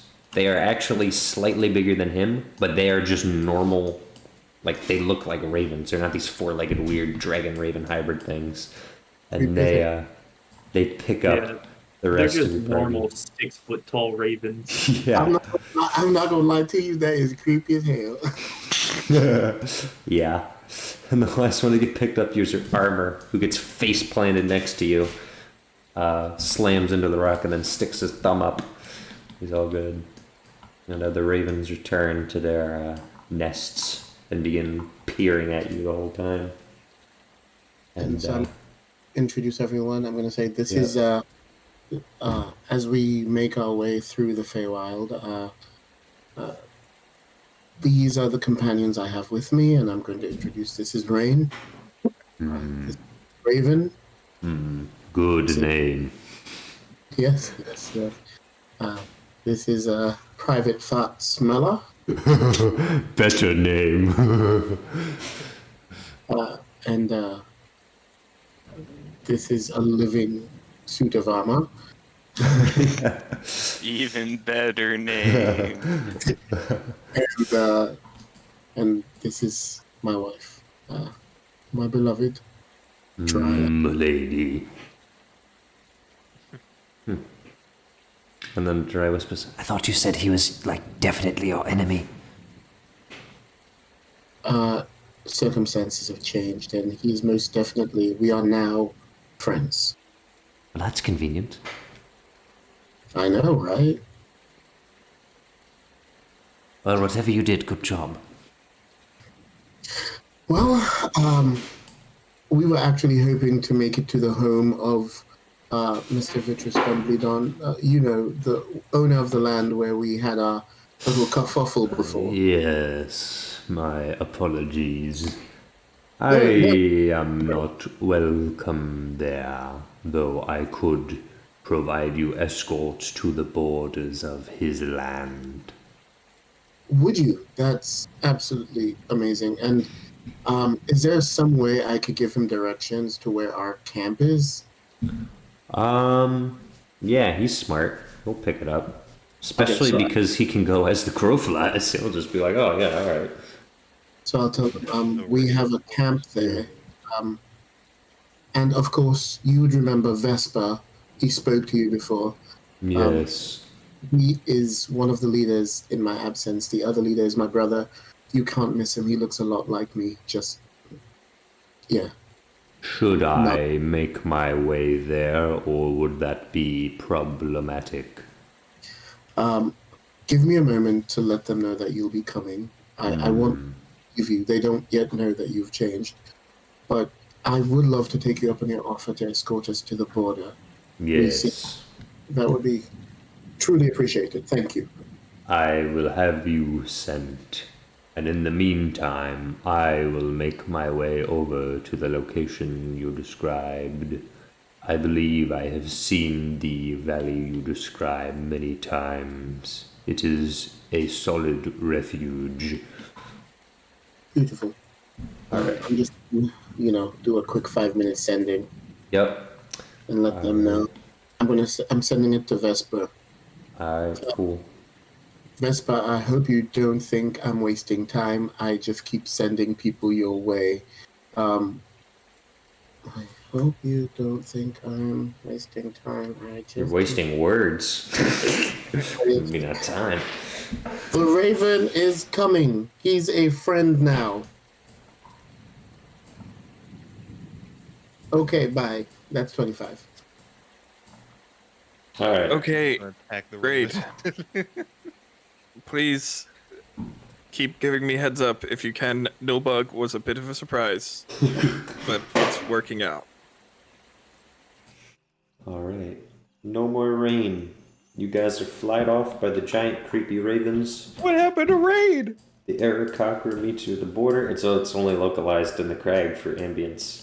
I'm making a joke because we have a character named Rain. Oh yeah, she died off screen. Sorry.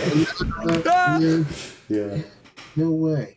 You guys are flown to the border, and Aarakocra lands and says, "I must thank you, sir. We've been given a new direction, and can now refocus our culture on things other than the hunt of elves." How does Raven take that? She does the, hold up, let me find that guy. Let's see. I don't think DuckDuckGo is gonna know what I'm talking about, so hold on. Oh wait! No, I might have figured it out. I want the GIF. Give me the GIF. Ah, yeah, here it is. Raven just does one of these. That's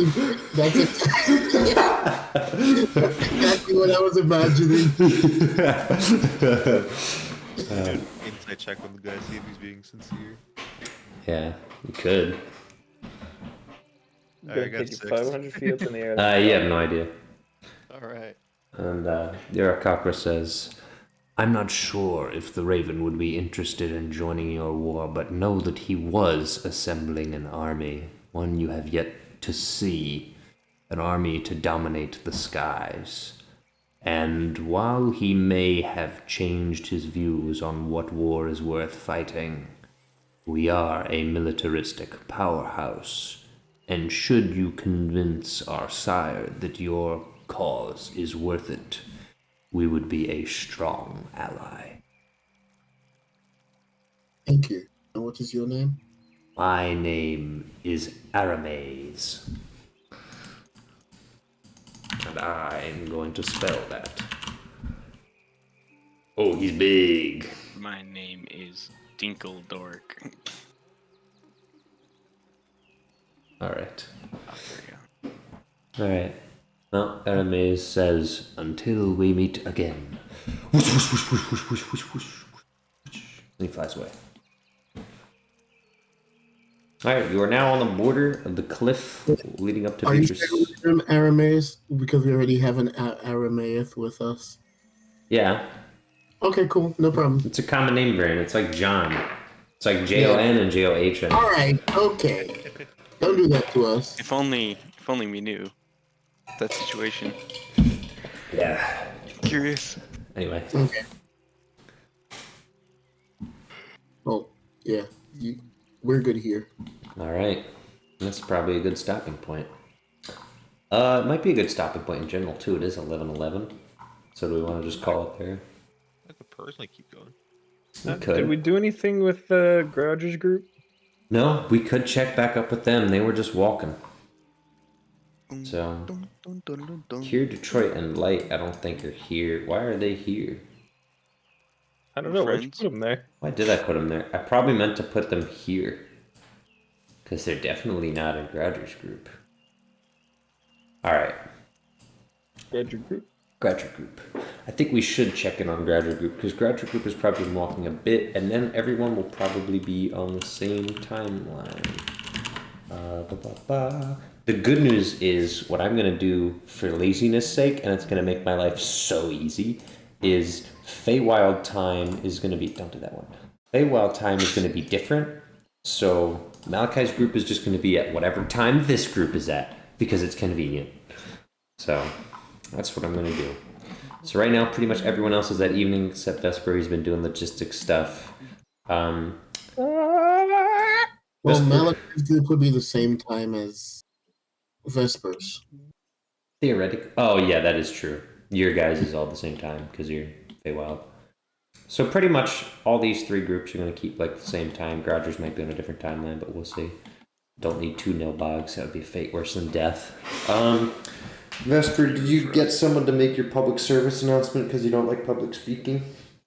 Yes. Okay, excellent. Let's say that you got like Infernus to do it. He's a brigadier general. He's got a mouth on him, so he could have made that announcement. Everyone in the That's the camp requirement has a mouth on him. Yeah. I'm trying to figure out what I should make you roll. Just roll a general investigation check for me. Investigation. Yep, while you're wrangling control of the food situation before we catch up with Roger. 16. Alright, you have a much better understanding of the situation. So, you have about, at this point, in terms of rations, what's already pre-dried and good to go and should last quite a while, you have about 6 days worth of food for everyone. Not terrible, not great. It was quite off from the estimates you were given, but it is what it is. Now you're pretty confident about that. That's your packed up rations. Now you also have the food that's been foraged. You have had some people tally them. Crane's commander actually got back to you and gave you the numbers.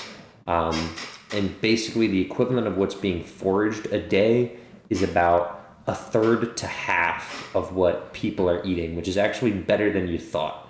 A lot of the guys started shaping up after the little speech and started trying to ration out their food more carefully because they don't want to starve.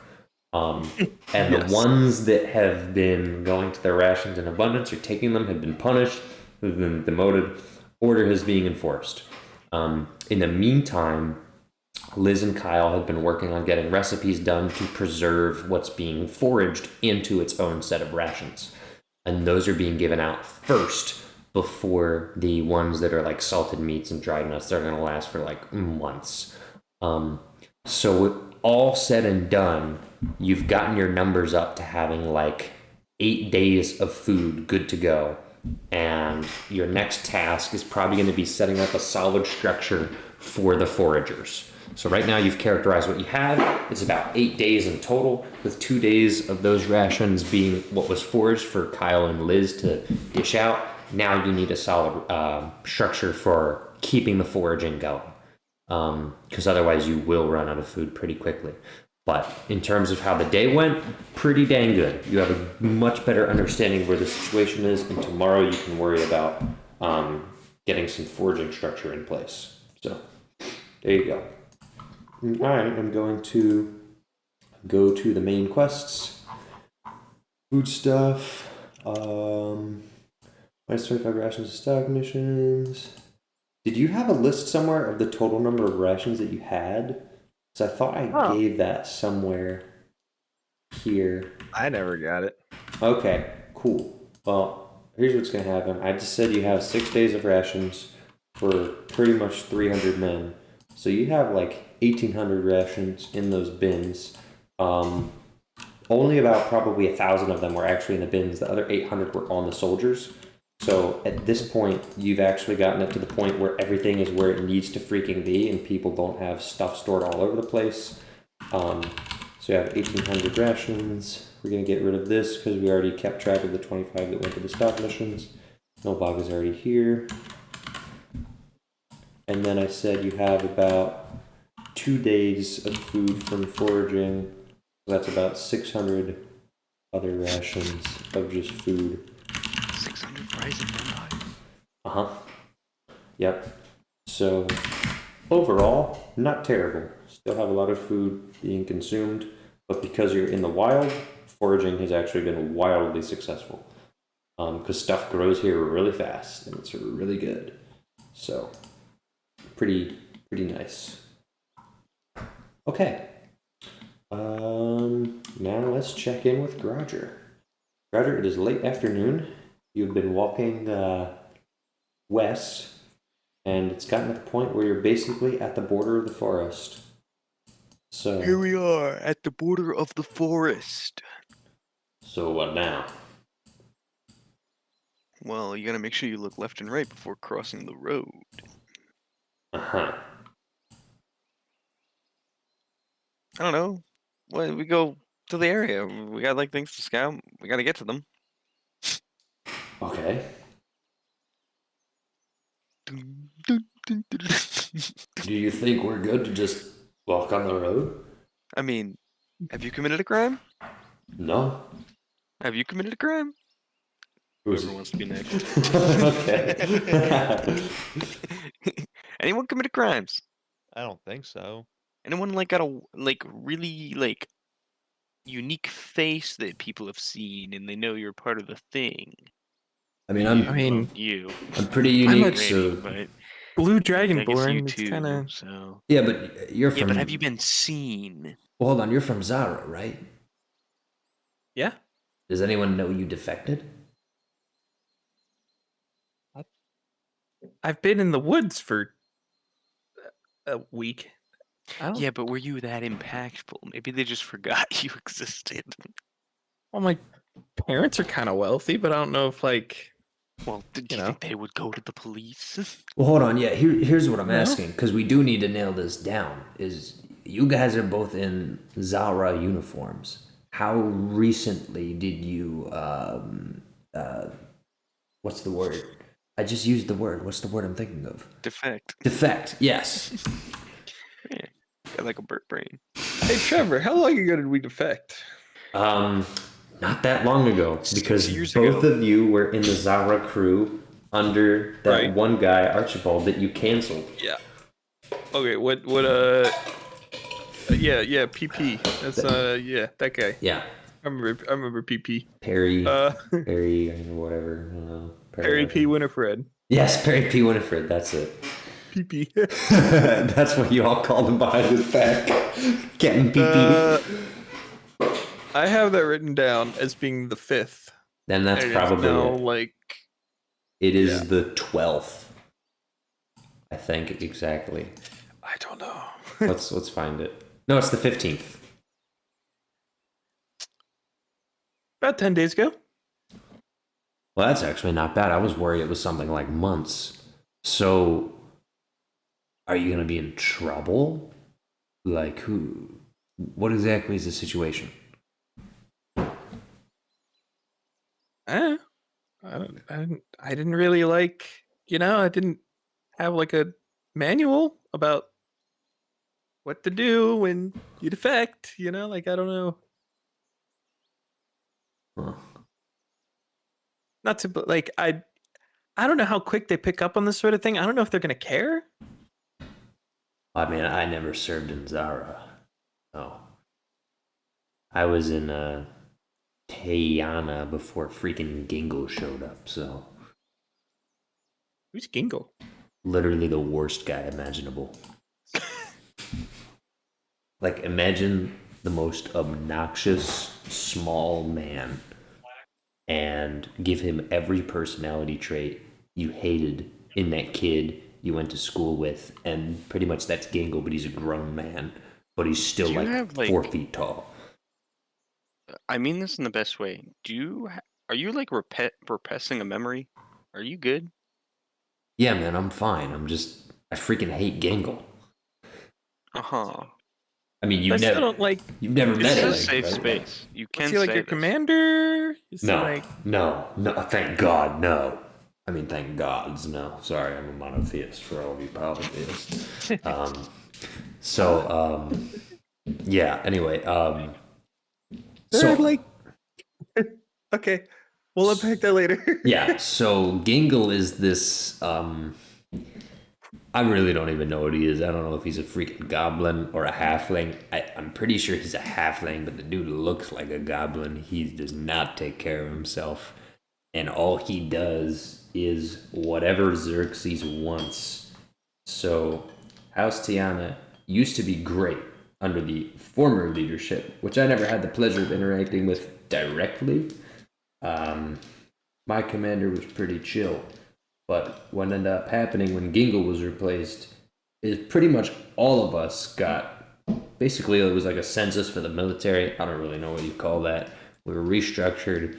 I was degrouped from all of my buddies that I'd served with for like 5+ years.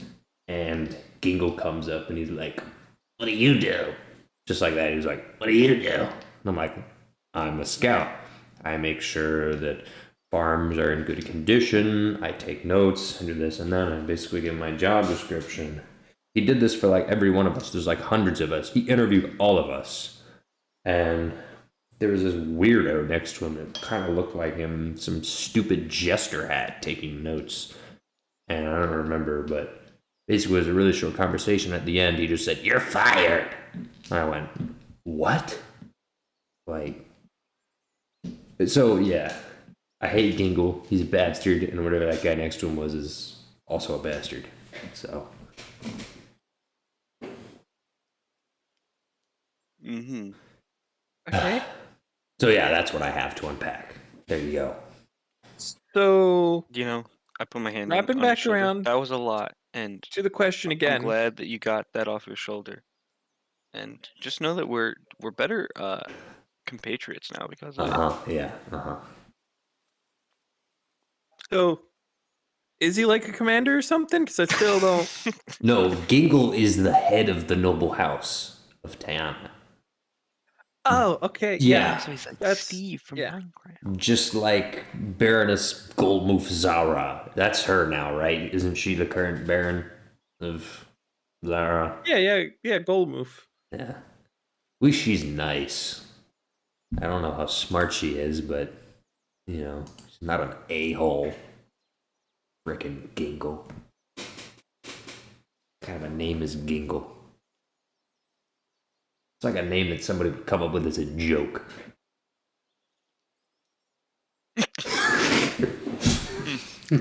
That's kind of weird. Say that. Laugh track. If only we know why. That'd be kind of interesting. Only we knew. Yeah. Yeah.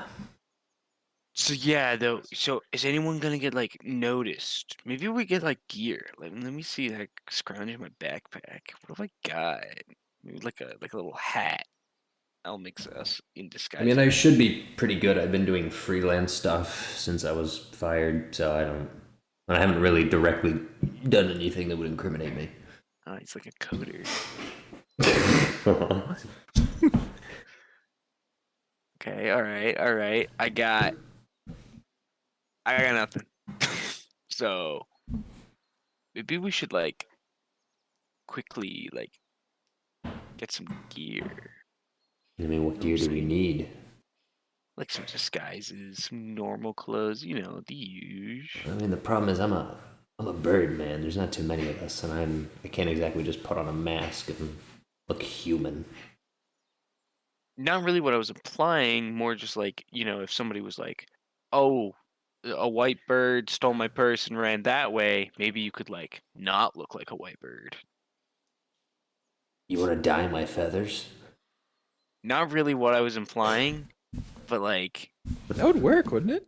or maybe it would be like, I've never tried it, honestly. He was wearing these clothes, and then you could be like in different clothes, and then you could be like, "Wow, I mean, kind of racist of you to yeah, assume but- that it was me." I have pulled that card before, and I also was the one who stole something, and it worked. Oh, so you're a So- thief.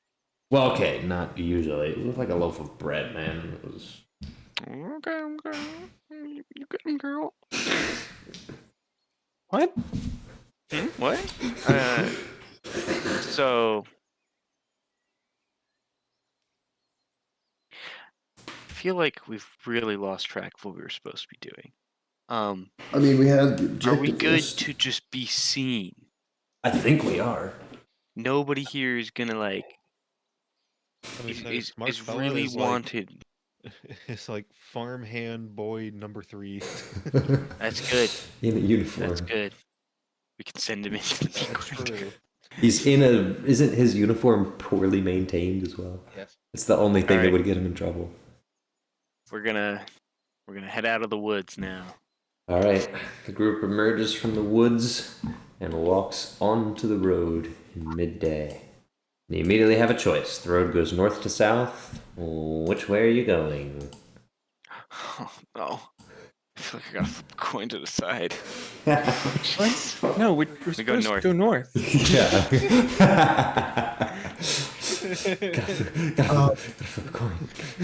But Yeah. I'm assuming that Malachi like gave them instructions for like where to find the passage. Possibly. Probably. I hope so. Okay. Is I that definitely have this information. is that where we I don't are? know, Malachi. Did you? Is that where we're starting? I know we had talked about it. I mean, it's Gradger's mission. He's the guy. I guess the party can weigh in, but is that our first box that we're ticking? Is investigating that by the Delumiere residents? Sure. Sure, yeah. It doesn't have to. I just was wondering if he would have that, because then that could be Yeah. a base to operate It's out on the of. way. It makes sense. It is. It is on the Go way. there first. It does make sense. So that's why I would say you're good to go for it, and it's not too much of a walk. So walking on the road, it's pretty clear. Every now and again, there's a couple of people in caravans, farmers, farmhands. Every now and again, a cargo wagon. There is a wagon from House Zara that's going north, but you guys are pretty much keeping the same pace with it. It's further back, and no one has really batted an eye at you. You actually are a fairly unassuming group. The most interesting eye catch is pretty much Rainy, who actually one person does recognize in a Zara caravan going south. And just sort of no, he doesn't want to talk to you, but he does sort of go like, oh yeah, and then nods his head like he knows you. You recognize the guy. You don't know if you've seen him before, but or you don't know where you've seen him before, unless you want to do a history check. But It's gonna be like the president. Okay, I cast Fireball centered on the cart. Yep. I'm immediately going for the youngest child. They didn't die first. Mm-hmm. Are their necks exposed? No. Are you rolling history check or no? History. Yeah, sure. I could roll it. I could roll that. Everybody It's just a walk thing I around can with do. non-exposed necks, like 10. You don't really know where you recognize him from. Probably from school. That's just like the easiest answer, because you don't really remember serving with him in the military. You have a pretty good track of who you've served with, at least closely. So maybe just someone you went to school with. But it's very Yeah, common that happens for to me all the time. I'm like a very, I'm a very unique individual. So Yeah. people will they know me, but I don't know them. so you're a liability. Well, yeah. I kid. All right. But maybe we shouldn't send you into highly populated areas. Or maybe you should, but Maybe we away from where should. you guys are. like a distraction. Like on a different street, you know? 2 different streets? That's kind of crazy. I like the way you think. I'm writing that down now. 2 different streets. Maybe a good technique. Uh-huh. I guess that means he's streets ahead. Yo, he is streets ahead. For real, for real. All right. Well, it's a pretty chill journey. No one's after your head. No one's screaming or anything. But there's a bit of a separate issue in that smoke appears on the horizon after you've been walking for some time. Whoa! Deep, I didn't do it. black, do it. thick smoke rising. That's Now, an incomplete combustion. now, first, it's possible it's from Castle Lucine. That's your initial thought. You're not sure how close you are. You haven't been walking for that long, and Lucine should be coming up on your due west. So this smoke is mostly from your northwest. It's much more north than it is west, which is a little bit concerning. Is it close? Yeah, and it's getting closer as you walk. Forest fire. And eventually, Okay. eventually it becomes clear that this smoke is in fact emanating from the Delumiere main compound / house. That's not good. Oh, I wonder if they're having a barbecue. I think that place is burning down, and that's where we're supposed to go. So, Well, is it actively burning down? well, there's smoke. So, Hmm. either way, not great. Huh. About how far are we? If I had to judge, that looks like Damn. 2 miles. I could get there pretty quick and come back if you want to report, but I don't know if that's really beneficial. We should pretend to not I'm going notice until to- we get much closer. Can I tap Roger on the shoulder? Mm-hmm. Oh.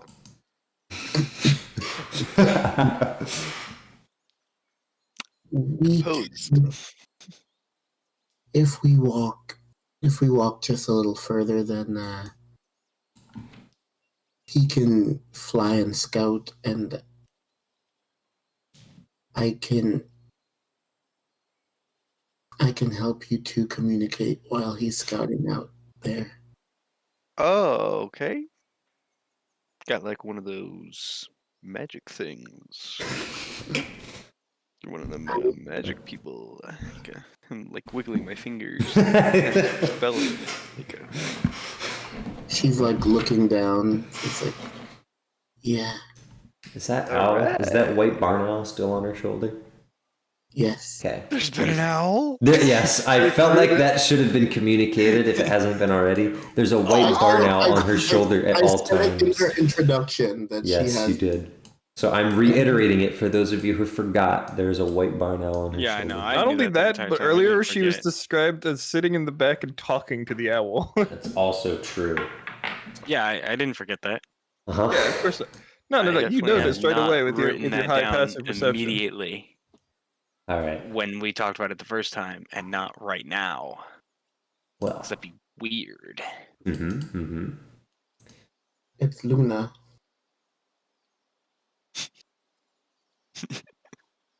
Not to be confused with Twice Daily Lunesta. What?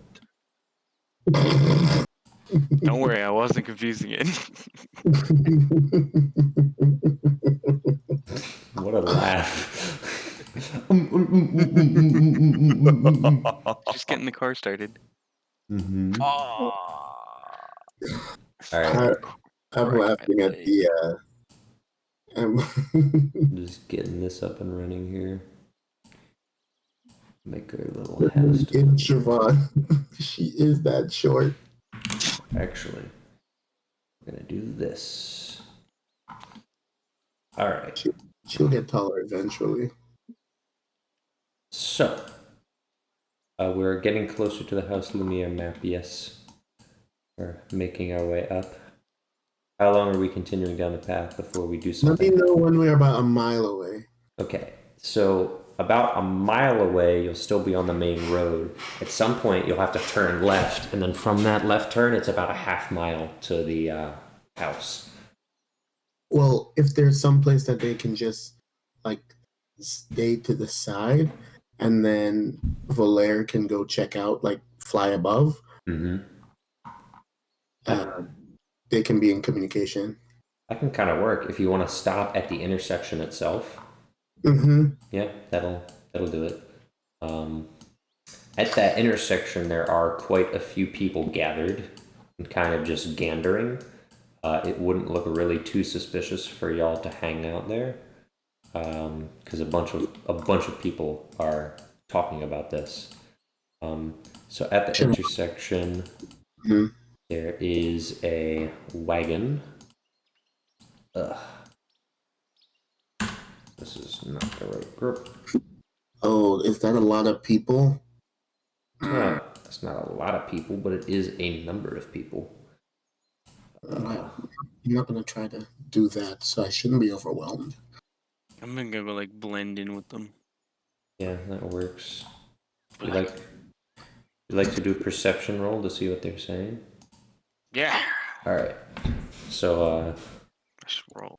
the wagon is definitely a wagon belonging to the House Zara. There's 2 guards standing there, and they're just talking to themselves every now and again, but they're really just looking out with their arms crossed.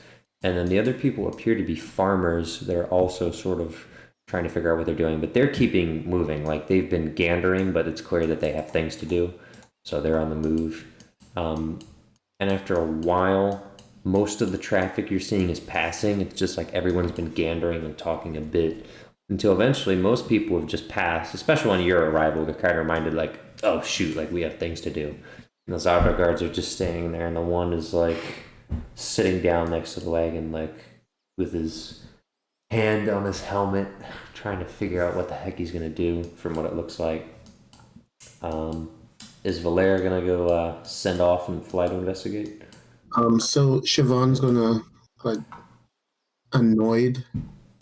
She still doesn't really like Valera, so she's gonna say, "Look at me." Okay. And then when he does, her eyes start glowing purple.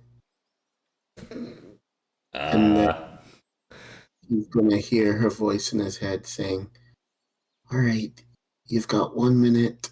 Try and get there and tell us what we need to know." 1 minute, half a mile. Holy crap! All right, he takes off. A minute. Half a mile. Half a mile in a minute. Half mile minute. Bro, he is not gonna make it. He's counting it out, and he's like 45, 46. Can you still hear me? 47, Yeah. 48. Yeah, sweetheart, I am not gonna make it there in time. Like,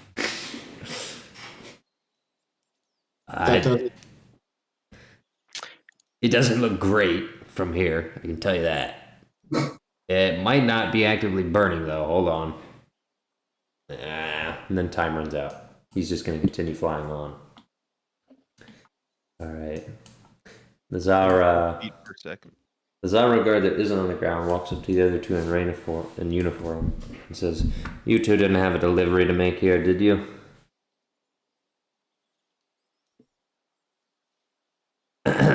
You two, you didn't have a delivery to make here, did you? A delivery of what? I don't know anything. We've had a bunch of deliveries. I wasn't sure if you guys had something too. I mean, I see you don't have a wagon. No, I don't think we have anything. Are you here to help, or are you just? What are you off right now? Like, Yeah, What we're do you just. need help with. I mean, I don't know if there's anything we can really help with. Command's kind of falling apart. What are you guys getting back from? War. We were just on. We were heading up to Lucine proper. What's the deal? We have been out of communication for a little while. Yeah, you guys might want to hold off on that. Dragon's loose, and it's been touch and go for a while. Xerxes is apparently laid into it pretty hard to the point where it should be out of commission for a while. At least that's what he brags. But Lucine proper's under martial law. You're not really getting in. And, well, before Lucine proper went to, up in smoke, it hit some of the dragon hit some of the other houses. Zara is actually unscathed, so we were just there. We came north. We'd heard rumors of some of this stuff, but yeah, it's a lot worse than I thought it was going to be. With the state of things, we had a delivery to make to the Delumiers, but I'm not thinking that's gonna happen now. I mean, part of me just wants to drive up to the gate, but I don't want to be yelled at.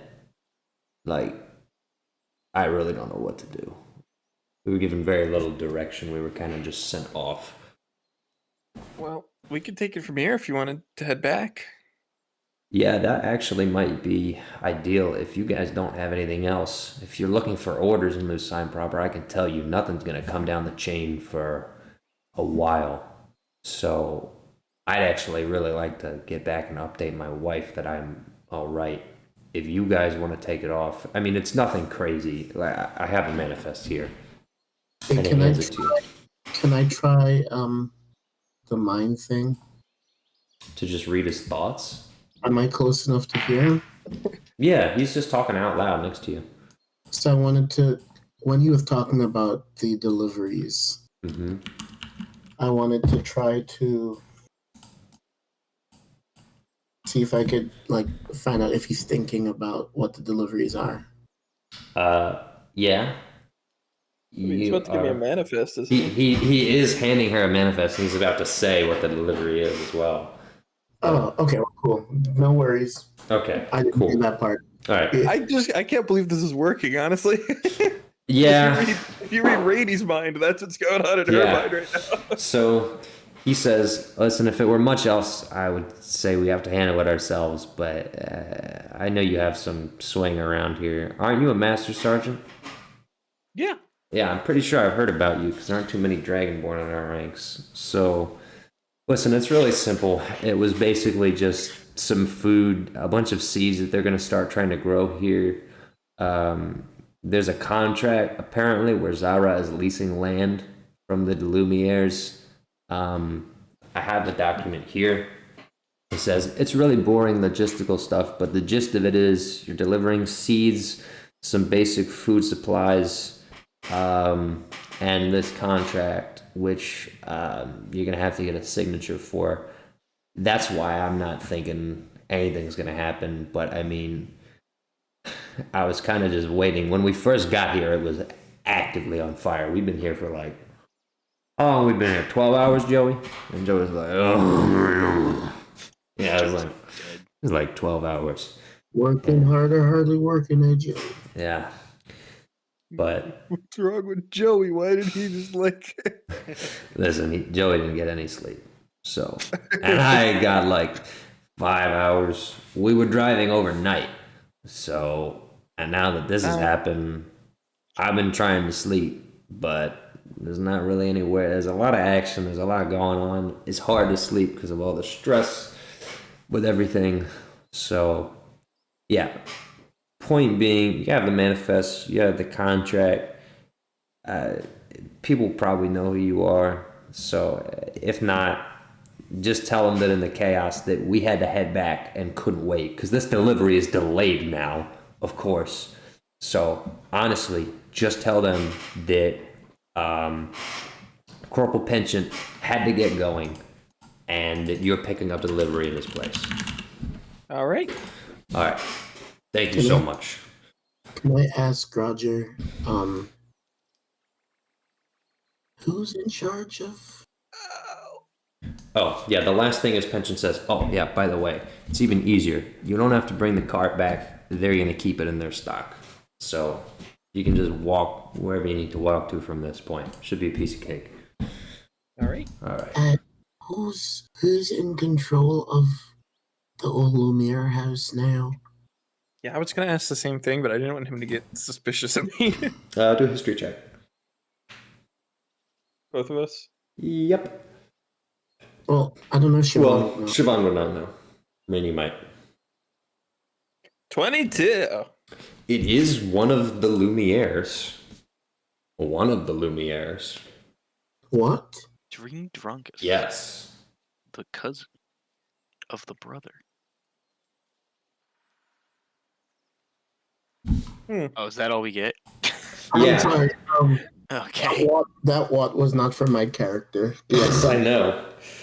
So, Raina, you said you got I a reckon 22? we just got a 22. Okay, so here's the thing. You remember that there was the whole debacle when you were extremely young. How old are you as a character? 20 something? I do know she was 14 or 15 for the purge, because I was working that into when she had gone to college. Okay, so she knows a lot of things. She was probably younger when the change of power happened. Basically, Sol Lumiere killed the old king. It was a whole debacle. There was a weird transfer of power. At first, the Lumieres were completely expelled, but there were these cousins of the Lumieres, cousins, and it's okay, are they really Lumieres? A bunch of people had complained that the Lumieres had been usurped and that they shouldn't be outed as an entire royal family just because of the one murder, and that the family still had a lot of sway. It was a whole thing. Long story short, this semi-distant cousin of the Lumieres is reigning as the Duke now. Whether he's an actual Lumiere or whether Xerxes was just like, oh yeah, it's a Lumiere. You don't know. But that's been a big debate for a while. Gotcha. It's happening. A debate behind closed doors because nobody's really openly going to question if he's a Lumiere or not. So, they basically just found whoever's the last name, whoever had the Lumiere surname, and they were like, house is yours now. Yeah, that's pretty much one of the rumors. Other people think that he was like a plant that Xerxes selected and then was like, you have to go by this name now if you're going to rule in my stead. And other people were like, no, they literally are a part of the Lumiere family. Like even Malachi and Malik, like they were cousins when the grandfather was. So like, there's this whole story, but everyone's like, whatever, who cares?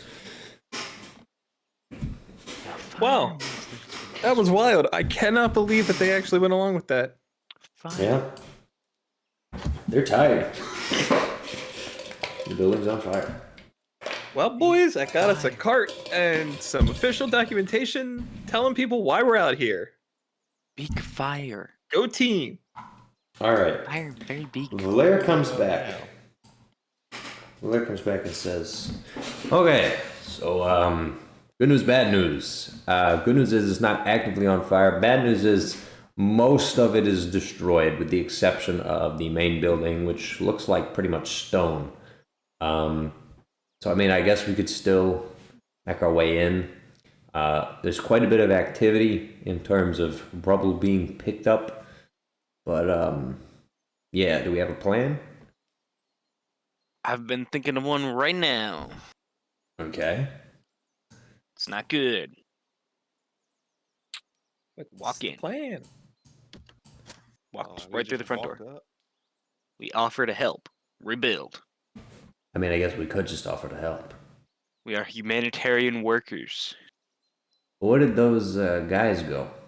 The two What Zara guys? The two Zara Those guys. guys? They I gave went me over the there. cart because I'm kind of a like high rank and they know my face, which I'm realizing is an increasing liability. Yeah. I didn't notice they that. gave- I wrote that They down gave in me the the file. cart and some official documentation to like take it to House Lumiere. Huh. So maybe we could do something with that, like put you guys in the back or something, and me and Smart just like deliver it. And when they're like, it's clearly burned down, we're not taking deliveries, we'll be like, not our problem, and leave it. I mean, that sounds good to me. We actually have a reason for being here.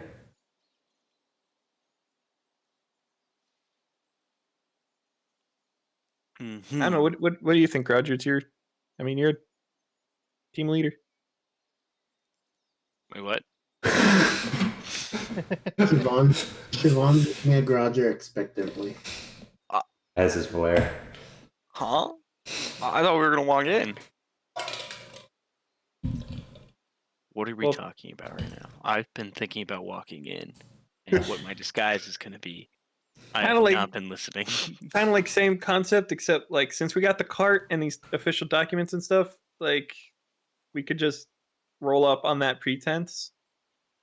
Be like, we got this cart, we got delivery, and clearly they're gonna be like, no, we're not taking deliveries. Everything's burnt, and we'll be like, but it's our job, so don't hate the player, hate the game, and just leave the cart there, and then you guys could be like in the cart or something. I like that. Or we'd cause like such a commotion that you guys just slipping in and getting on like a high vis vest and some gloves, they're not going to notice. That's like pretty good. a couple fellas just showed up.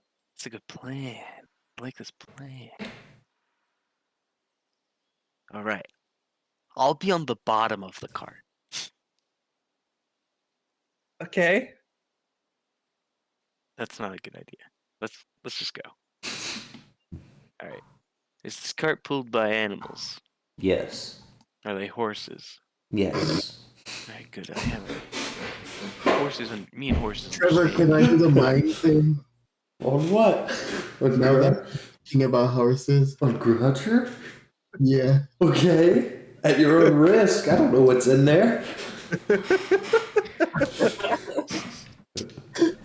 Let me tell you about my best friend.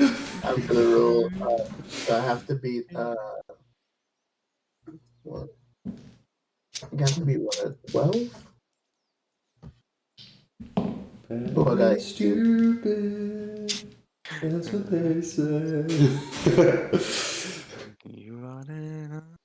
Yeah. Hey. Oh no, it's 12 plus the number of humanoids around me. Yep, I still beat it. Yep. What can you do? So now I'm kind of reaching Roger's thoughts. Alright, well, there's my thoughts. Okay. Oh, I gotta check this. This is important. Is it in the campaign chat? Yeah. No. Symbols. Is this what's always in his mind? No, they're just horses now, and I remembered. He's Really? having flashbacks Not to really. Nom. Siobhan's And by gonna like. Nom, I mean Namir. She's gonna like cock her head to the side and be, Roger, who's Sam? He was a brave warrior. You're best friend. Oh, I'm sorry to hear that. He was a horse. Oh. They were there? Alright. We're doing this for Samuel. Okay, let's do it. I somehow dived into the thing and am now like underneath whatever the food is. Okay, great. I think that's probably a good place to stop. And next time we will catch up with the Dweeby crew at the start. That's about it. Alrighty. Save this, export that as mission map. Save it as mission map 2 because it's the second session. Alright, final save as. Alright. Well, that's about it. Alright, I'm gonna stop the recording now. Until next time.